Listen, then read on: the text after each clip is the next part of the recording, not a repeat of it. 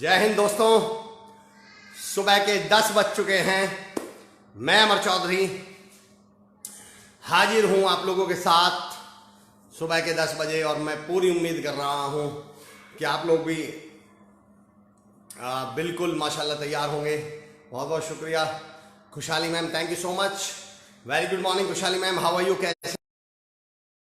और जील of learning, आपके जो सीखने का सिखाने का जो जुनून है। कपिल भाई thank you so much for joining us, very good morning, शुभकामनाएं हैं। भावना बेंदेकर मैम वंदे मातरम।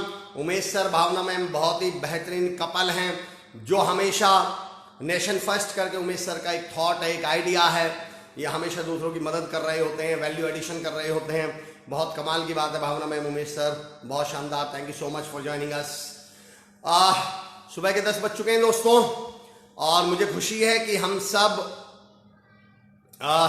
लगातार जुड़े हुए हैं। जो लोग जुड़ते जाएं, अगर एक बार मैं भी मोटिवेटर से बातचीत शुरू हो जाए। प्रतीक यादव, राजा मेरे, welcome back to Dhamu Sutar sahab, नमस्कार सर, कैसे हैं आप? कुलदीप पटेल साहब, सुनील कुमार पोद्दार साहब, very good morning. Kuldeep Patel साहब, जय हिंद जय हिंद जय हिंद। कुलदीप भाई, राजा बहुत बहुत धन्यवाद, जय हिंद, कैसे हैं आप? Shweta Pasi ma'am, very good morning. Shweta ji को मैंने देखा है, one of the most consistent learner. इस समय जितने भी ऑनलाइन ट्रेनिंग चल रही हैं, अगर उनमें कोई एक कॉमन है तो वो श्वेता मैम है। चाहे वो स्किलिंग यू पे हो, चाहे मयंक गुप्ता जी की हो, चाहे सुमित सर की हो, चाहे अमर चौधरी जी की हो, let it be anyone, if there is a common person on that platform and that is Shweta ma'am, that's great। Pradeep Yadav साहब कह रहे हैं present, thank you so much. Sunil साहब कह रहे हैं मैं भी मोटिवेटर। खुशहाली मैम, हम सब motivator. How are you Shweta ma'am? I am शानदार, I am on the top of the world, how are you? Gyani Suryavanshi ji, very happy hippo, कैसे हैं आप? How are you? Vande Mataram. Pradeep Temkar sahab, जय Hind sir. Jitendra Nagar sahab, very good morning. Vishal Karma, how are you my boy? जय हिंद। हेमंत सोनी जी, जय Hind sir. अरे जय Hind, Hemant sir लिख रहे हैं। हेमंत सोनी साहब बहुत बेहतरीन डॉक्टर हैं, प्रैक्टिस करते हैं इंदौर में, हमारे छोटे भाई हैं, बहुत बढ़िया हेमंत साहब, thank you so much Hemant भाई। योगा प्रैक्टिशनर शिवांश शर्मा, जय Hind Shivansh. I will appreciate you for one thing, you daily share my post. मैं आपका बड़ा शुक्रगुजार हूं, आपकी बहुत सपोर्ट है मुझे, थैंक यू सो मच। मैं भी संदीप मूंड साहब, श्री कृष्ण बहुत हुए हैं, thank you so much Sandeep साहब। वंदे मातरम सुमित सर, आप तो मेरे मोटिवेटर हैं सुमित सर, वंदे मातरम, कैसे हैं आप? शानदार। ये हमारे भतीजे साहब हैं Monty Babu, thank you Monty Babu, thank you so much for joining us. बड़ा शानदार भावी हमारे नेता, युवा नेता, क्षमतावान युवा, कुछ करने की सोच रखने वाले मोंटी भाई। क्षमाकांत पांडे सर नागपुर से, क्षमाकांत सर आप तो वास्तव में मोटिवेटर है, मैं देखता हूं आपको, दैट्स ग्रेट, वंदे मातरम। चलिए दोस्तों मैं समझता हूं शुरू करें। मैं Amar Chaudhary, the practical motivational speaker and a transformational coach. यहां प्रैक्टिकल शब्द पे जरूर ध्यान दिए हैं। प्रैक्टिकल का मतलब हुआ, अरे खुशहाली मैम का मैसेज आया मेरे पास कि शेयर अ वीडियो, मैं आपका बहुत बहुत शुक्रिया अदा करता हूं। और एक बात तो है, हम सब मोटिवेटर हैं, हम सब शेयरर हैं। अब आप, मुझे सबसे अच्छी बात पता क्या लगती है, आप लोगों से नहीं कहना पड़ता कि शेयर कर लीजिए, वॉच पार्टी कर लीजिए, लोगों को बताइए, क्योंकि आप खुद शेयरर हैं, आप खुद मोटिवेटर हैं। आप उंगली नहीं जिम्मेदारी उठाते हैं, और जिम्मेदारी उठाने वालों की खूबी ये होती है दोस्तों कि उनकी उंगलियां भी जिम्मेदारी उठाने के लिए उठती हैं। विकास नागरू साहब ने हमें ज्वाइन किया है, जय हिंद विकास सर, कैसे हैं? जय हिंद बिग ब्रदर, जय हिंद छोटे भाई, कैसे हैं आप? Madhuri Ojha ma'am, thank you so much, happy morning. Rajan Singh Rajput sahab, Rohit Bainsla मेरा छोटा भाई है, रोहित ने ज्वाइन किया, thank you so much Rohit ji. Rajan Singh Rajput, जय हिंद सर, जय हिंद, जय भारत, जय अमर चौधरी। घसीटा सर की मैं खूबी बताता हूं, सेशन चाहे खत्म होते ही, अभिषेक सर का सेशन हो, मयंक गुप्ता सर का सेशन हो, विकास नागरू साहब का सेशन हो, जीएस मेरा सेशन हो, जीएस साहब का फोन जरूर आता है, वो अपने इनपुट्स जरूर देते हैं, वो हमें अप्रिशिएट भी करते हैं, मोटिवेट भी करते हैं।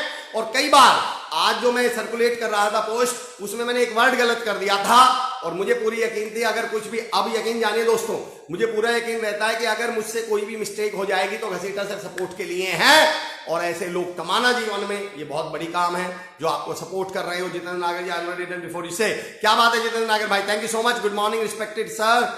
MD पॉइंट के लिए, क्या बात है, connected Vani ma'am, thank you so much. Akanshu Shrivastava sir, Amar sir, नहीं, मैं बता दूं हमारे आकांक्षु भाई, Amar sir you are brand क्यों लिख रहे हैं, मैं माफी चाह रहा हूं आकांक्षु सर, मैंने सुबह फोन लगाया था आपको, आप उठा नहीं पाए। बिट्टू भैया जी जिनका हमेशा आशीर्वाद मुझ पे है, आप ये जो दोनों ऊपर SKD यूनिवर्सिटी और कॉलेज बंद है, नॉलेज नहीं का लोगो देख रहे हैं, ये मुझे बिट्टू भैया जी ने ही सिखाया था। हमारे बिट्टू भैया जी साइबर क्राइम में इंस्पेक्टर हैं दिल्ली पुलिस में, और हमारे जैसे युवाओं को, गुर्जर समाज के युवाओं के लिए प्रेरणा स्रोत हैं, सबके लिए गाइड है। मैं सैल्यूट करता हूं भैया जी आपको। शुभम चावड़ा साहब, जय हिंद सर, जय हिंद। लक्ष्मण गहलोत साहब, गुड मॉर्निंग। चलिए दोस्तों, मैं शुरू कर रहा हूं। मैं Amar Chaudhary, the practical motivational speaker and transformational coach, स्वागत करता है आप तमाम साथियों का श्री कुशाल दास विश्वविद्यालय की इस अनूठी पहल जिसका नाम है कॉलेज बंद है नॉलेज नहीं में। साथियों, आज इस पड़ाव का अंतिम दिन है, बल्कि सही कहूं इस सफर का आज अंतिम पड़ाव है। मंजिल तो मैं इसलिए नहीं कहूंगा कि चलते रहेंगे सफर तो। Good morning Sachin Tandon sir, बेहतरीन व्यक्तित्व Sachin sir, thank you so much. Bhavna Bendekar ma'am, सुनिए दोस्तों, 5-6 पॉइंट में डिस्कस करूंगा। अमरवाणी टॉपिक है, तो अमरवाणी का ऐसा कोई मतलब नहीं है कि मैं बहुत ज्ञान रखता हूं, मुझे बहुत ज्ञान है। अमरवाणी का बस इतना मतलब है 2-4-5 जो मेरी लाइफ के ऑब्जर्वेशंस हैं, जो मैंने जीवन में थोड़ा बहुत सीखा है। बहुत कुछ तो मैं शेयर कर चुका हूं, थोड़ा बहुत जो बचा था वो याद है, मैंने बिल्ली वाली कहानी सुनाई थी आपको। बिल्ली ने शेर को पेड़ सब कुछ सिखाया, पेड़ पे चढ़ना नहीं सिखाया। राम बेसोया सर हमारे समाज के हमारे आदरणीय हैं, हमेशा युवाओं को गाइड करते हैं। मैं बहुत बहुत शुक्रिया, आपने ज्वाइन किया है सर, मेरे लिए सौभाग्य की बात है। Amar Chaudhary sir, I was talking taking the therapy. Amit Sahu sahab, thank you so much. Bhavna Bendekar ji, Ganesh Pardi sahab, चलिए मैं कोशिश करता हूं कुछ वैल्यू एड करने की। जैन सर, राम सर, मैं आपका आशीर्वाद मुझ पर बना रहे। सचिन टंडन जी, थोड़ी देर पहले नोएडा में तेज हवाएं चल रही थी अमरवाणी सुनने के लिए, वो भी अब रुक गई हैं। Sachin sir, thank you so much, आपने तो मुझे मोटिवेट कर दिया। How is life going on sir? Amit भाई, बहुत बेहतरीन लाइफ चल रही है, शानदार चल रही है। और अमित सर, मैं यहीं से शुरू कर देता हूं। अमित सर ने एक सवाल पूछा है कि लाइफ कैसी चल रही है। दोस्तों, मेरे दोस्त अक्सर मुझसे कई बार सवाल पूछते हैं, और अमर भाई क्या चल रहा है, मजे आ रहे हैं? तो मैं कहता हूं यार, आज हमारे माननीय मुख्यमंत्री जी के पिताजी के लिए 2 मिनट के मौन की रिक्वेस्ट है भाई। जी बिल्कुल जी। मैं Rajesh Sonia Dania sir, sir we are cordially thanks to you your efforts SKD campus for this superb knowledge. Rajesh sir, thank you so much. Lalit Rathore sahab, thank you so much. Khushhali ma'am, we will keep following you sir, not the last day. Oh thank you so much. Vande Mataram sir. मैं ये कह रहा था, अभी मुझसे सवाल पूछ रहे थे कि अमित साहू भाई की लाइफ कैसी चल रही है। अक्सर मेरे दोस्त मुझसे सवाल पूछते हैं, और अमर भाई क्या चल रहा है, मजे आ रहे हैं? दोस्तों, अब जुड़ना शुरू करते हैं। 4-5 पॉइंट मैं शेयर करूंगा, और आज मैं आप लोगों के भी अनुभव जानना चाहूंगा। आप भी कमेंट में हमने जो यहां से सीखा हो, मैं आऊंगा उस विषय पर। पिंकी कोहले मैम, हमेशा आप मोटिवेट करते रहते हैं सबको, थैंक यू सो मच। तो मेरे दोस्त पूछते हैं, और अमर भाई क्या कैसी लाइफ चल रही है, मजे आ रहे हैं? तो मैं कहता हूं यार, मजे आ तो नहीं रहे, पर ले रहा हूं। वो कहते हैं मतलब? मैंने कहा यार, मजे आते थोड़ी हैं, मजे तो लेने पड़ते हैं। अगर इस जिंदगी के भरोसे बैठ गए कि ये जिंदगी हमें मजे देगी, तो भूल जाइए, कभी मजे नहीं आने वाले। मजे दिए नहीं जाते, मजे लिए जाते हैं। और आज का सेशन मैं यहीं से शुरू कर रहा हूं। दोस्तों, मैं कई बार अनुभव करता हूं, आपने देखा होगा, पहले जिंदगी कितनी मुश्किल थी, पहले लाइफ कितनी मुश्किल थी। राम सर, मेरे मुझ पर आशीर्वाद है, तो आपका मेरा परिवार पूरा देख रहा है, आपका आशीर्वाद मुझ पर बना रहे, थैंक यू सो मच। आकाश लश्करी भाई, जय हिंद सर, कैसे हैं आप? सुरेंद्र पट्टे साहब, वंदे मातरम। मेरा पॉइंट समझना दोस्तों, पहले दोस्तों सोच के देखो, जिंदगी कितनी मुश्किल थी, पर लोग बहुत आसान थे। समझना जिंदगी कैसे मुश्किल थी। एक मटका पानी लाने के लिए भी 3-3, 4-4 किलोमीटर जाना पड़ता था, या नल से तो खींचना ही पड़ता था, कम से कम कुएं से, नल से। यानी एक मटका पानी लाना भी कितना मुश्किल था उस समय। आप सोच के देखिए, अगर किसी रिश्तेदार या किसी दोस्त के हालचाल भी पूछने हो, ये भी पूछना हो कि तुम्हारी तबीयत कैसी है, तो उसके लिए भी 50 किलोमीटर जाओ, 60 किलोमीटर जाओ, 200 किलोमीटर जाओ। ना फोन थे, ना आपके पास कोई साधन था, जाने के लिए भी ट्रेन या फ्लाइट नहीं थी, बसें भी नहीं थी, क्या थी? बैलगाड़ियां थी, और बैलगाड़ियां भी बहुत कम लोगों के पास थी। पैदल ही निकल जाते थे। हमारे पापा जी बताया करते थे कि गाजियाबाद पढ़ने के लिए 24-25 किलोमीटर तो हमारे गांव के लोग पैदल चले जाते थे। मेरा पॉइंट समझना, जिंदगी कितनी मुश्किल थी और लोग कितने आसान थे। वो बैलगाड़ियों में भी जब धक्के दिखाते हुए जा रहे थे, तो उसमें भी गाना गाते हुए चले जाते थे। वो जब मटके से पानी लेने जाते थे, तो पनिहारन वहां भी गाना गाया करती थी। जब वो अपने रिश्तेदारों के पास पैदल जा रहा करते थे, तो उस पैदल यात्रा को भी मजेदार बना लेते थे। आज से 40, 50, 60 साल पहले लाइफ बड़ी मुश्किल थी पर लोग बड़े आसान थे। अब लाइफ बहुत आसान है, लोग मुश्किल हो गए। बताइए कौन सी चीज आपसे एक क्लिक से ज्यादा दूर है? आपको खाना चाहिए, जोमेटो पे ऑर्डर कर दो, स्विगी पे ऑर्डर कर दो, खाना आ गया। आपको पानी चाहिए, आप मोटर का बटन दबा दो, पानी आ गया। आपको कपड़े धुलने, वॉशिंग मशीन चला दो, पानी धुल गई। ठंडा करना है, फ्रिज चला दो। कितनी आसान बन गई लाइफ, पर लोग मुश्किल होते चले गए। आसान जितनी लाइफ होती चली गई उतने हम मुश्किल होते चले गए। आप देख रहे हो किसी के चेहरे पे खुशी नहीं मिल सकती, किसी के चेहरे पे संतुष्टि नहीं मिल सकती, कोई प्रसन्न नहीं मिलता आपको। मैं हमेशा कहता हूं पहले लोगों को, पहले बाई नेचुरल खुश रहा करते थे लोग, नेचुरली खुश रहा करते थे। उन्हें दुखी रहने के लिए कारण चाहिए होता था। आजकल आदमी नॉर्मली दुखी रहता है, खुश रहने के लिए कारण चाहिए। आप किसी से बोल दो क्यों यार हंसना, अरे इसमें हंसने की कौन सी बात है, इसमें खुश रहने की कौन सी बात है? यानी उसे खुश रहने का कारण चाहिए, उसे हंसने का कारण चाहिए। पहले आदमी को दुखी रहने का कारण चाहिए होता था। जिंदगी बड़ी आसान हो गई, पर अफसोस कि हम पिंग में मजा आता था सर, आप जो मजा नहीं आता था। मैं लोनी से बीमार आदमी पैदल दवा लेने जाते थे, राम सर हमारे चाचा जी लगेंगे मुझे, छोटे होंगे पापा जी से, तो लोनी हमारे यहां से 10 किलोमीटर दूर है। लोग दवाइयां अच्छा सोचो तो दवाई लेने जा रहा है, वो बीमार भी होगा पर फिर भी मजे लेते हुए चला जाता था। मेरा पॉइंट समझना दोस्तों, हमने जिंदगी को बड़ा कॉम्प्लिकेटेड बना लिया है, बड़ा मुश्किल बना लिया है। मैं आज का पॉइंट यहीं से उठाऊंगा। और ये कॉम्प्लिकेटेड और मुश्किल बनाया कैसे, मैं बताता हूं। एक पहलवान बस में चढ़ते हैं और पहलवान जी बस में चढ़ता है, कंडक्टर बोलता है टिकट, पहलवान बोलता है हम टिकट नहीं लेते। कंडक्टर को बुरा तो बहुत लगता है, पर वो पहलवान बॉडी बिल्डर ताकतवर आदमी उससे कहे क्या? Pinky college ji ji good morning, Vikrant Mahadev sir welcome. तो पहलवान जी कहते हैं हम टिकट नहीं लेते। अब कंडक्टर को बुरा तो बहुत लगता है, पर पहलवान से कहे क्या? अगले दिन फिर वो पहलवान चढ़ता है, कंडक्टर कहता है टिकट, पहलवान कहता है हम टिकट नहीं लेते। अब कंडक्टर को बहुत गुस्सा आता है, उसे बड़ा बुरा लगता है, लेकिन वो पहलवान ताकतवर आदमी पे कंडक्टर उसका बिगाड़ क्या सकता था? कंडक्टर कसम खाता है कि इसको मैं सबक सिखाऊंगा, टिकट। कंडक्टर अगले दिन से जिम ज्वाइन कर लेता है, बादाम काजू किशमिश। अब उसकी बेचारे की जो तनख्वाह थोड़ी बहुत सारी जिम में लगा दी, सारी खाने में काजू बादाम में लगा दी। एक्सरसाइज करता है, डेली जिम जाता है, काम छोड़ के भी जिम जाता है, 5-6 महीने डेली जिम जाता है। और फिर जिस दिन वो पहलवान से भी ताकतवर हो जाता है उस दिन बस पे जाता है, पहलवान बस में चढ़ता है, कंडक्टर बोलता है टिकट, पहलवान बोलता है हम टिकट नहीं लेते। कंडक्टर बोलता क्यों नहीं लेगा, कैसे नहीं लेगा? पहलवान बोलता है क्योंकि भाई साहब मैंने मंथली पास बनवाया हुआ है। पॉइंट समझना दोस्तों। हम सब वही कंडक्टर हैं, खामा चीजों को कॉम्प्लिकेटेड कर रहे हैं, खामा। अरे एक बार पूछ लेते कंडक्टर भाई साहब पहलवान से कि भाई साहब टिकट लेते क्यों नहीं हो, पर पहले ही एज्यूम करके चल लेंगे, जिम भी जाएंगे, फिर सारी दुनिया की भर की मेहनत करेंगे। मैंने कहा था याद है दोस्तों कि ये बहादुरी का दौर है। बहादुर होने के लिए युद्ध जीतना जरूरी है, युद्ध जीतने के लिए युद्ध होना जरूरी है, युद्ध होने के लिए दुश्मन का होना जरूरी है, मुश्किलों का होना, मुश्किलें पैदा करते हैं। मैंने कहा था अगर आपको याद हो बॉलीवुड में फिल्में हीरो बना तब जाता है जब आप मुश्किल हो, और हीरो बनने के लिए मुश्किल का होना जरूरी है। देखिएगा ये हॉलीवुड वाले बॉलीवुड में फिल्में किस आधार पर बनती हैं? यहाँ भ्रष्टाचार की चैलेंज चुनौतियां हैं, यहाँ महंगाई की चुनौतियां हैं, यहाँ गरीबी की चुनौतियां हैं। तो यहाँ की फिल्में बनती है महंगाई पर, बुराई पर, भ्रष्टाचार पर, अन्याय पर। हॉलीवुड में ना महंगाई है, ना भ्रष्टाचार है, ना पैसों की दिक्कत है, तो उन्होंने कृत्रिम समस्याएं पैदा की हुई हैं। एलियंस आ जाएंगे, मशीन आदमियों पे कंट्रोल कर लेंगी, ऊपर के कोई ग्रह के हम पे कब्जा कर लेंगे, कहीं कोई कुछ नहीं होने वाला। पर अगर मुश्किलें नहीं होंगी तो आप हीरो कैसे बनेंगे? और हमने मोटिवेशनल स्पीकर से सुना हुआ है हीरो बनने के लिए तो मुश्किलों का सामना करना जरूरी है। तो अब हम पहले मुश्किलें पैदा करते हैं, फिर उनका सामना करते हैं। नॉर्मल तो हम रहना ही भूल गए, हम नॉर्मल रहना ही भूल चुके हैं। अब अगला पॉइंट मेरा दोस्तों यहीं से शुरू कर रहा हूं। आज का पॉइंट, मेरा अगला पॉइंट है मैं दुखों को, अगला पॉइंट सुनना। Vilas Thul sahab thank you so much, thank you for joining. Anil sir thank you for joining. Ramveer Tanwar भाई थैंक यू सो मच।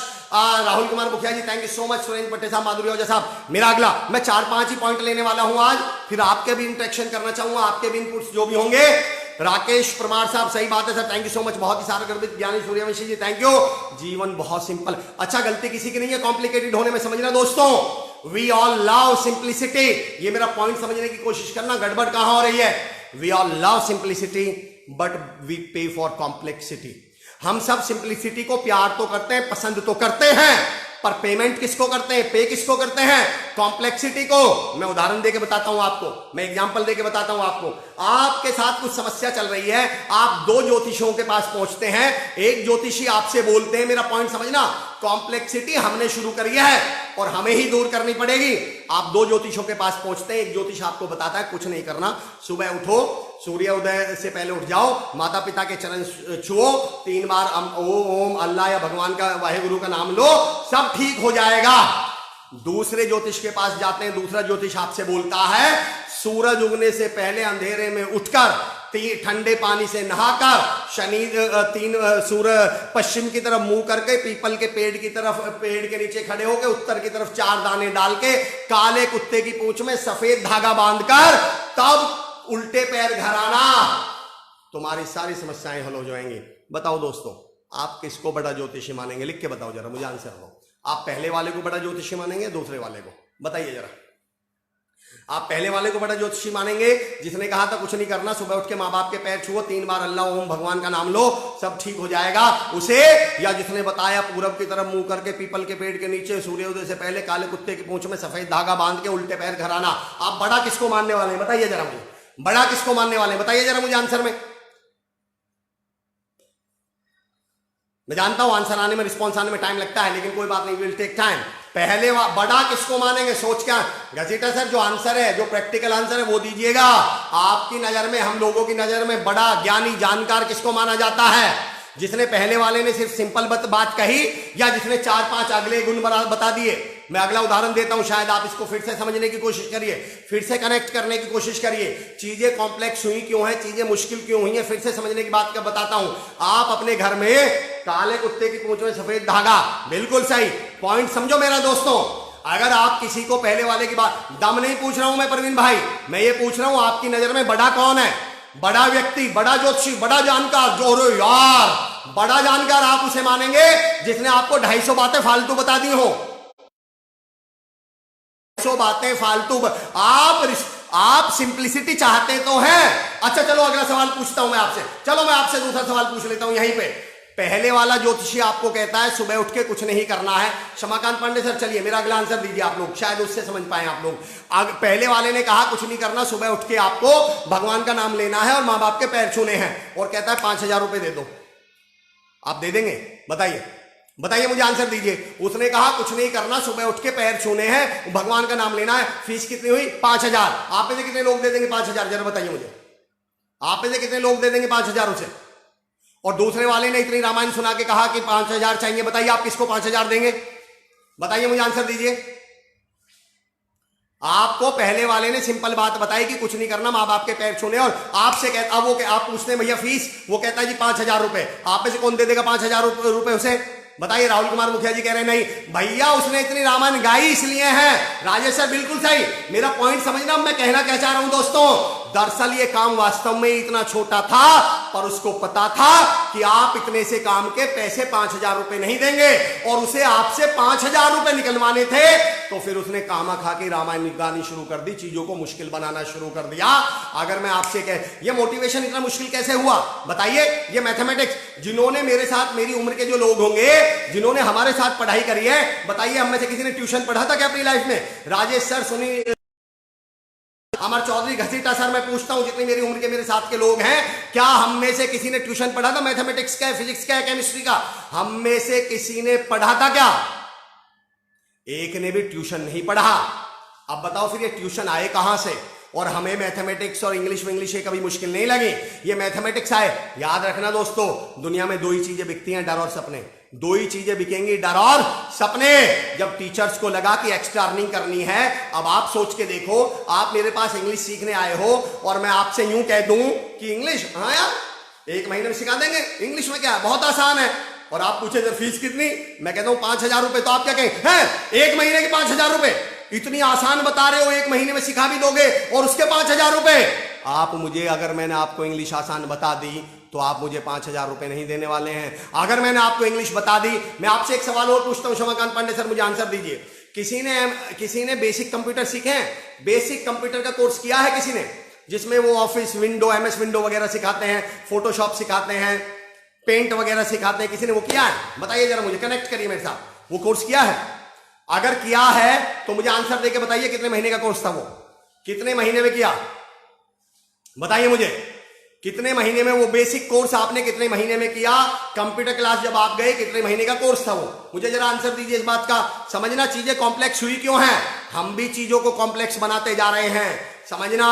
चाहे आप, ये पॉइंट हमें ये क्लियर करेगा, चाहे आपका ऑफिस हो, चाहे आपका परिवार हो, चाहे आपका घर हो, इतना कॉम्प्लेक्स करने की जरूरत नहीं है चीजों को। मुझे बताइए जिन्होंने कोर्स किया है बेसिक कोर्स, कितने महीने का था? जितेंद्र नागर साहब कह रहे हैं 6 मंथ, अखिलेश दामोर साहब कह रहे हैं 3 मंथ्स। अब मैं जितेंद्र भाई आखिर जिनके भी जवाब आए हैं, राहुल कुमार मुखिया जी कह रहे हैं 3 मंथ्स। अब मेरे सवाल का जवाब देना दोस्तों, अगर सेम कोर्स जितेंद्र भाई, अखिलेश भाई, राहुल भाई, घसीटा सर, सेम कोर्स आपको अपने भाई को समझाना पड़ जाए, सेम चीजें आपको अपने बेटे को सिखानी पड़ जाए, आपने तो सीख ली, आपको सिखानी पड़ जाए, दिल पे हाथ रख के और सोच के बताइए कितने दिन में सिखा दोगे उसी 3 महीने के कोर्स को, उसी 6 महीने के कोर्स को कितने दिन में सिखा दोगे आप? बताइए जरा मुझे। आप उसी 6 महीने के कोर्स को, जो आपने 6 महीने में सीखा है, जो आपने 3 महीने में सीखा है, जो आपने 1 महीने में सीखा है, आप कितने, अगर आप अपने भाई को, बेटे को, भतीजे को, बच्चे को सिखाने लगो तो कितने दिन में सिखा दोगे अपने घर पर लैपटॉप पर बैठा कर? बताइए जरा मुझे, आंसर दीजिए जिन्होंने भी आंसर दिए हैं। रुपेश सोलंकी साहब थैंक यू, प्रवीण सिंह तोमर साहब मुझे ये बताइए, जिन्होंने भी किया है 3 महीने 6 महीने का बेसिक कोर्स, सेम कोर्स अगर आपको अपने भाई भतीजे को घर पे सिखाना पड़ जाए तो कितने दिन में करवा देंगे? घर पर आप कितने दिन में करवा देंगे उसे, अपने भाई भतीजे को या अपने घर वाले को, परिवार वाले को? बताइए। अभी आप आंसर दे रहे हैं कोर्स का, अब मेरा अगला सवाल है, उसे घर में करवाना हो तो कितने दिन में करवा देंगे? अगला सवाल, अगर आपको घर में करवाना हो तो कितने दिन में करवा देंगे? सुमित सर कह रहे हैं 15 दिन में, भूमेश शेले साहब कह रहे हैं 15 दिन में, और बताइए मुझे, मुश्किल से 15 दिन में, वो भी पार्ट टाइम में। राजेश सर बिल्कुल सही, मेरा समझना 3 घंटे में। राहुल भाई एप्ट आंसर, मैं गारंटी दे रहा हूं 7 दिन में। आप अगर सुबह बैठो ना तो शाम तक वो पूरा कोर्स कंप्लीट करवा दोगे, वही कोर्स जो इंस्टीट्यूट वाले ने आपको 3 महीने में, 6 महीने में सिखाया है। मेरा पॉइंट समझना दोस्तों, गलती इंस्टीट्यूट वाले की नहीं है। अगर वही इंस्टीट्यूट वाला आपसे ये कह देता ना भाई साहब 2 दिन में सिखा दूंगा, 3 दिन में सिखा दूंगा, फिर आप पूछते फीस, तो वो कहता 3000 रुपए। आप कहते हैं 3 घंटे के 3000 रुपए, 3 दिन के 3000 रुपए। हमारे देश में पैसा काम का नहीं दिया जाता, हमारे देश में पैसा दिया जाता है टाइम का, घंटों का, और इसीलिए ये देश बर्बाद क्यों हो रहा है? ये बर्बाद क्यों हो रहा है? जो काम 2-2, 3-3 घंटों में किए जा सकते, किए जाते हैं, किए गए तो वो काम नहीं करेगा। आप करवाने गए होंगे, टीवी रिपेयर करवाने गए होंगे, करवाने गए होंगे, आप उसे मोबाइल दिखाते हैं और वो मोबाइल, भाई साहब आप 4 दिन बाद आ जाइएगा। आप नोटिस करके, याद करके, प्रैक्टिकली मुझे बताना, जब आप 4 दिन बाद, वो कहता कितने दिन बाद आ जाइएगा? 4 दिन बाद। 4 दिन बाद आप जाते हैं तो कई बार तो ऐसा भी हुआ होगा कि आप वहां पहुंच गए, उसने कहा अच्छा आप आ गए, वो भाई साहब अभी बैठिए आपको 10 मिनट में दे रहे हैं, और उसने आपको वो मोबाइल, लेकिन जब उसे 10 ही मिनट में वो ठीक होना था तो पहले ही दिन 10 मिनट में ठीक करके क्यों नहीं दिया? क्योंकि उसे आपसे उसे ठीक करने के 500 रुपए लेने थे। और अगर वो आपसे ये कह देता ना भाई साहब 10 मिनट में ठीक हो जाएगा, 10 मिनट का काम मैं अभी करके दे रहा हूं, और फिर वो 10 मिनट में आपसे 500 रुपए मांगता, तो आप ही उसे 500 रुपए नहीं देने वाले थे, आप 50 रुपए निकाल के देने वाले थे। 10 मिनट के 50 रुपए, अरे उसने 10 मिनट के 500 नहीं मांगे हैं, उसने मोबाइल ठीक करने के 500 मांगे हैं। लेकिन हमारे यहाँ काम का पैसा ही नहीं देगा कोई, इसलिए हम काम को करने का ड्रामा करते हैं, इसलिए हम काम को 2 घंटे के काम को खींचते हैं। आज के बाद मैं आपसे कह रहा हूं दोस्तों, समझने की कोशिश कीजिएगा, अपनी लाइफ में जब भी मौका मिले तो do not negotiate for money, negotiate for time. मेरा पॉइंट समझना, मैं क्या कहना चाह रहा हूं। Do not negotiate for money in your life, negotiate for time. आज के बाद जब आपका कोई मोबाइल या टीवी वाला आपसे ये कहे 5 दिन 6 दिन लगेंगे, उससे बोलना सर पैसे बताओ, बोले 500 रुपए पर मुझे 2 घंटे में दे दो। सच्चाई ये है वो 2 घंटे में, 1 घंटे में, आधे घंटे में ही ठीक कर देगा, अगर आप उसे ये एश्योरेंस दे दें कि आप पैसे उतने ही देंगे जितने 5 दिन बाद मांगने पर देने वाले थे। दरअसल हकीकत पैसे हैं ही नहीं। हमारे यहाँ बचपन से ही ब्रिंगिंग कैसी हुई है, अपब्रिंगिंग कैसी हुई है हमारे, याद है वो पापा जी से आप पेट्रोल के पैसे मांगते थे तो हमारे पापा जी का डायलॉग क्या होता था, स्कूटर में पेट्रोल के लिए पैसे दे दो। पापा जी क्या बोलते थे, अभी परसों ही तो डलवाया था पेट्रोल। यानी हमारे पापा जी को इस बात से मतलब नहीं है स्कूटर चला कितने किलोमीटर है, उन्हें इस बात से मतलब है परसों ही तो डला था। हमारे यहाँ पेट्रोल दिन के हिसाब से डलता है, किलोमीटर के हिसाब से नहीं डलता।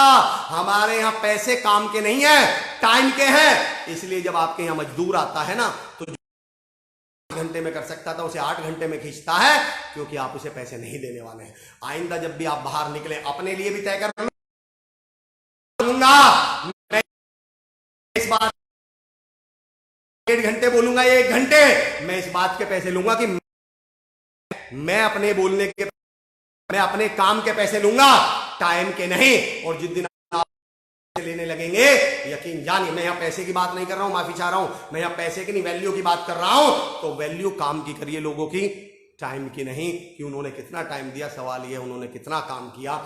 चीजों को आसान बनाना शुरू करिए, चीजों को कॉम्प्लेक्स मत करिए। Depends on teacher and learner both. क्या बात कही आपने Rashmi Voda ji, thank you so much for joining. मेरा अगला पॉइंट था जो मैं दूसरा पॉइंट, जिंदगी को आसान बनाइए दोस्तों। मैं कह रहा हूं, दिल पे हाथ करके कह रहा हूं, लिटरली जिंदगी बहुत आसान है। हमारे दिमाग में किसी ने ये घुसा दिया। अच्छा कई बार तो आप देखिएगा हम अपनी जिंदगी में प्रॉब्लम्स इसलिए भी बताते हैं ताकि सामने वाले को ये नहीं लगे यार इसकी जिंदगी में प्रॉब्लम ही नहीं है, अरे यानी इसका हमारे कहावत क्या है, अगर तुम्हारी जिंदगी में प्रॉब्लम्स नहीं है समझो तुम कुछ कर ही नहीं रहे। तो हमें लगता है इसका मतलब कुछ करने के लिए प्रॉब्लम होना जरूरी है। तो अब कोई पूछता, अब इसीलिए तो हम बताएं, कोई पूछता भी क्या हो रहा है, कैसा चल रहा है, अरे क्या बताएं यार बहुत परेशान हूं, ताकि सामने वाले को लगे ओ धरती, जो कहानी नहीं सुनी है, धरती जिस सींग पे टिकी हुई है उसे लगे ओ भाई साहब का सींग है, वो तो भाई साहब ने धरती थाम रखी है। आपने वो शादियों में 2-3 लोग, ध्यान देना दोस्तों मेरे आज की मार्केट सर, जब तक आप किसी कॉम्प्लिकेटेड नहीं बता देते सामने वाला, हितेश सर मैं बिल्कुल एग्री करता हूं, पर मैं इसको चैलेंज भी कर रहा हूं आपको। Sir the video is cracking, Madhuri Ojha ma'am thank you, sorry for networking ने कुछ प्रोवाइडेड नॉट। मनीष भाई बहुत ही बेहतरीन इंटीरियर वर्ड यूज कर पा रहा हूं, इंटीरियर आर्किटेक्ट है वो, एंड आई लव जो आप बिल्डिंग्स के फोटो डालते हैं सर, मैं प्रॉपर वर्ड तो नहीं बता सकता, आप बेहतरीन, मैं आपका बहुत बड़ा फैन हूं आपके काम का मनीष भाई, थैंक यू सो मच। मेरा पॉइंट समझने की कोशिश करिए दोस्तों। चाह रहा हूं जिंदगी वास्तव में बहुत आसान है, इसको ज्यादा कॉम्प्लिकेटेड या ज्यादा मुश्किल मत बनाइए खामा खा के बहादुर बनने के चक्कर में, क्योंकि अल्टीमेटली कॉम्प्लेक्सिटी किसके पास आएगी, आपके पास। आपकी कॉम्प्लेक्सिटी किसके उसमें जाएगी, बच्चों में जाएगी। आपका परिवार खुद कलह में रहेगा, कलेश में रहेगा, परिवार दिक्कतों में रहेगा। आपने शादियों में 2-3 लोग वो नहीं देखे क्या, आप देखना, आप उनसे 9 बजे कहते हो भाई साहब खाना खा लो जी, चाचा जी खाना खा लो, ताऊ जी खाना खा लो, और वो ढूंगे पे हाथ रख के यूं खड़ा होके बोलते हैं नहीं यार अभी नहीं, अभी तो मेहमान आ रहे हैं, अभी भीड़ है, थोड़ी भीड़ कम हो जाए।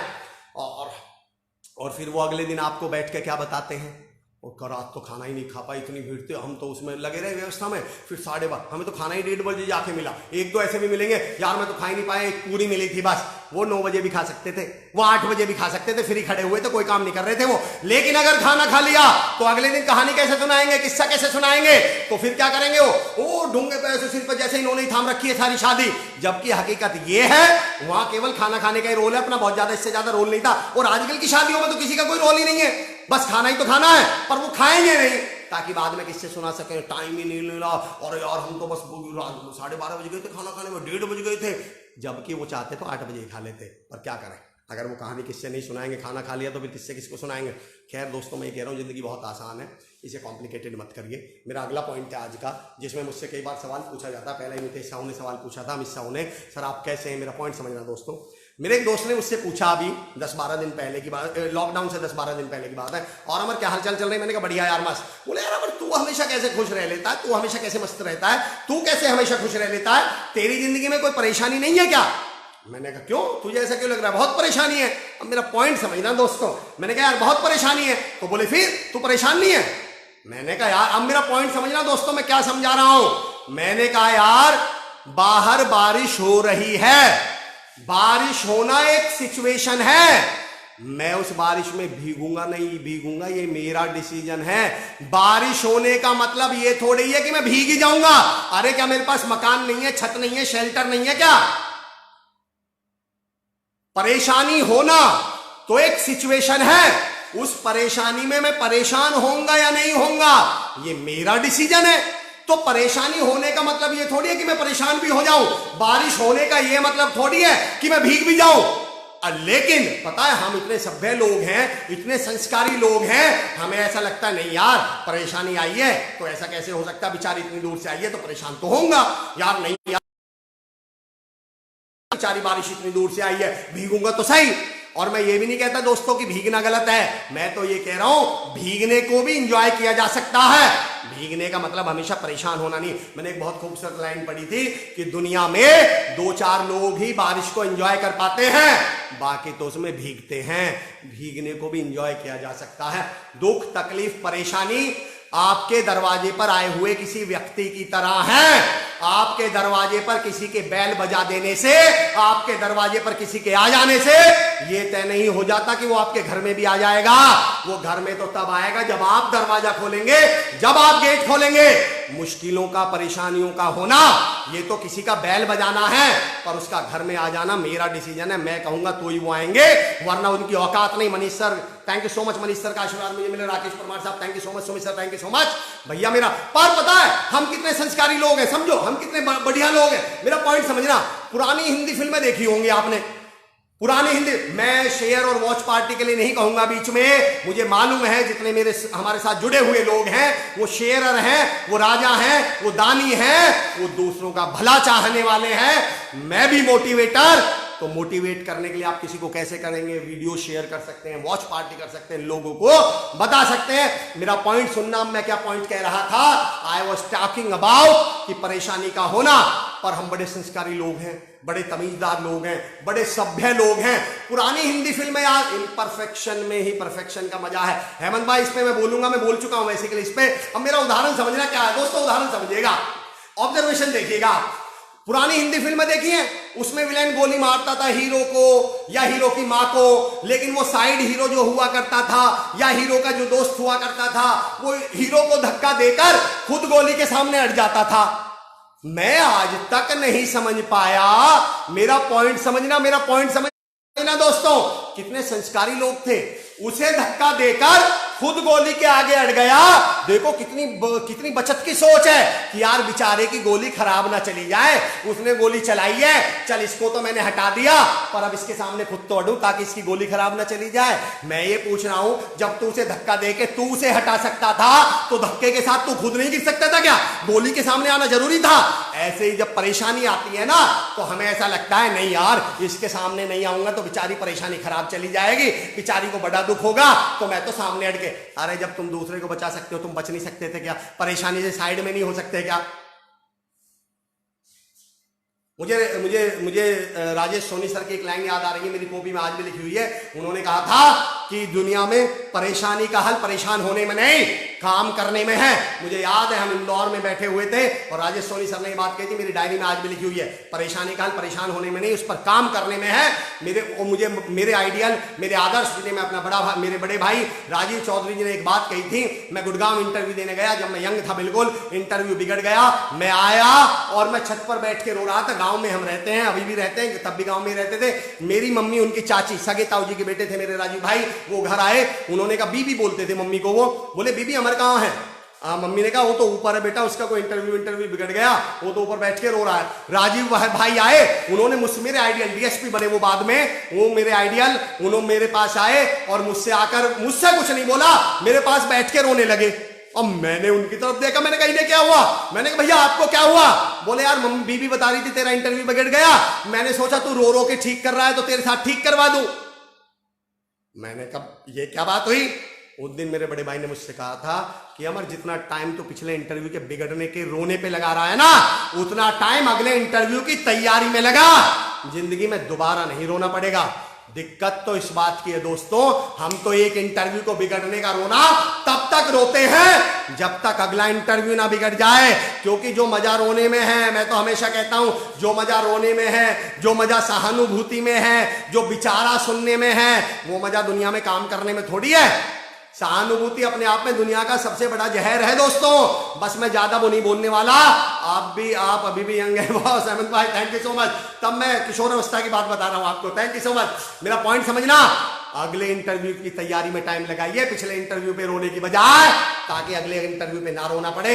मेरा एक पॉइंट समझना दोस्तों, मैं तो ये कहना चाह रहा हूं कि जिंदगी बड़ी आसान है। अब मेरा पॉइंट समझना जिस पे मैं आ रहा हूं, होना दोनों अलग अलग हैं। अब मेरा उदाहरण समझना, जो मैंने, उसने मुझसे कहा यार तू दुख नहीं होता, तू दुखी नहीं होता, तेरी जिंदगी में आसपास नेगेटिव लोग नहीं है, दुखी लोग नहीं है, तेरे आसपास कोई ऐसा व्यक्ति नहीं है जो नेगेटिव बातें करता हो। मैंने कहा मैं तुझे कारण बताता हूं मैं क्यों नहीं होता। मैंने कहा एक काम कर, एक पोस्टर बना, उस पर लिख दुख।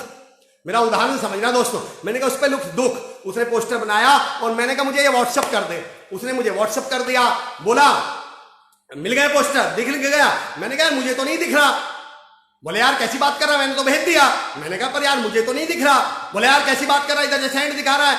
मैंने कहा यार पर मुझे तो नहीं दिख रहा। अब लॉकडाउन से पहले की बात है, उसको वो भी बड़े उसमें था, 10-5 किलोमीटर दूरी रहता। आ गया कार उठा के और बोला यार कैसे नहीं दिख रहा, मैंने तो भेज दिया। उसने मेरा मोबाइल उठाया और जैसे ही देखा और माथा पकड़ के बोला अरे यार नेट तो ऑन कर, इसे डाउनलोड तो कर, तभी तो दिखेगा।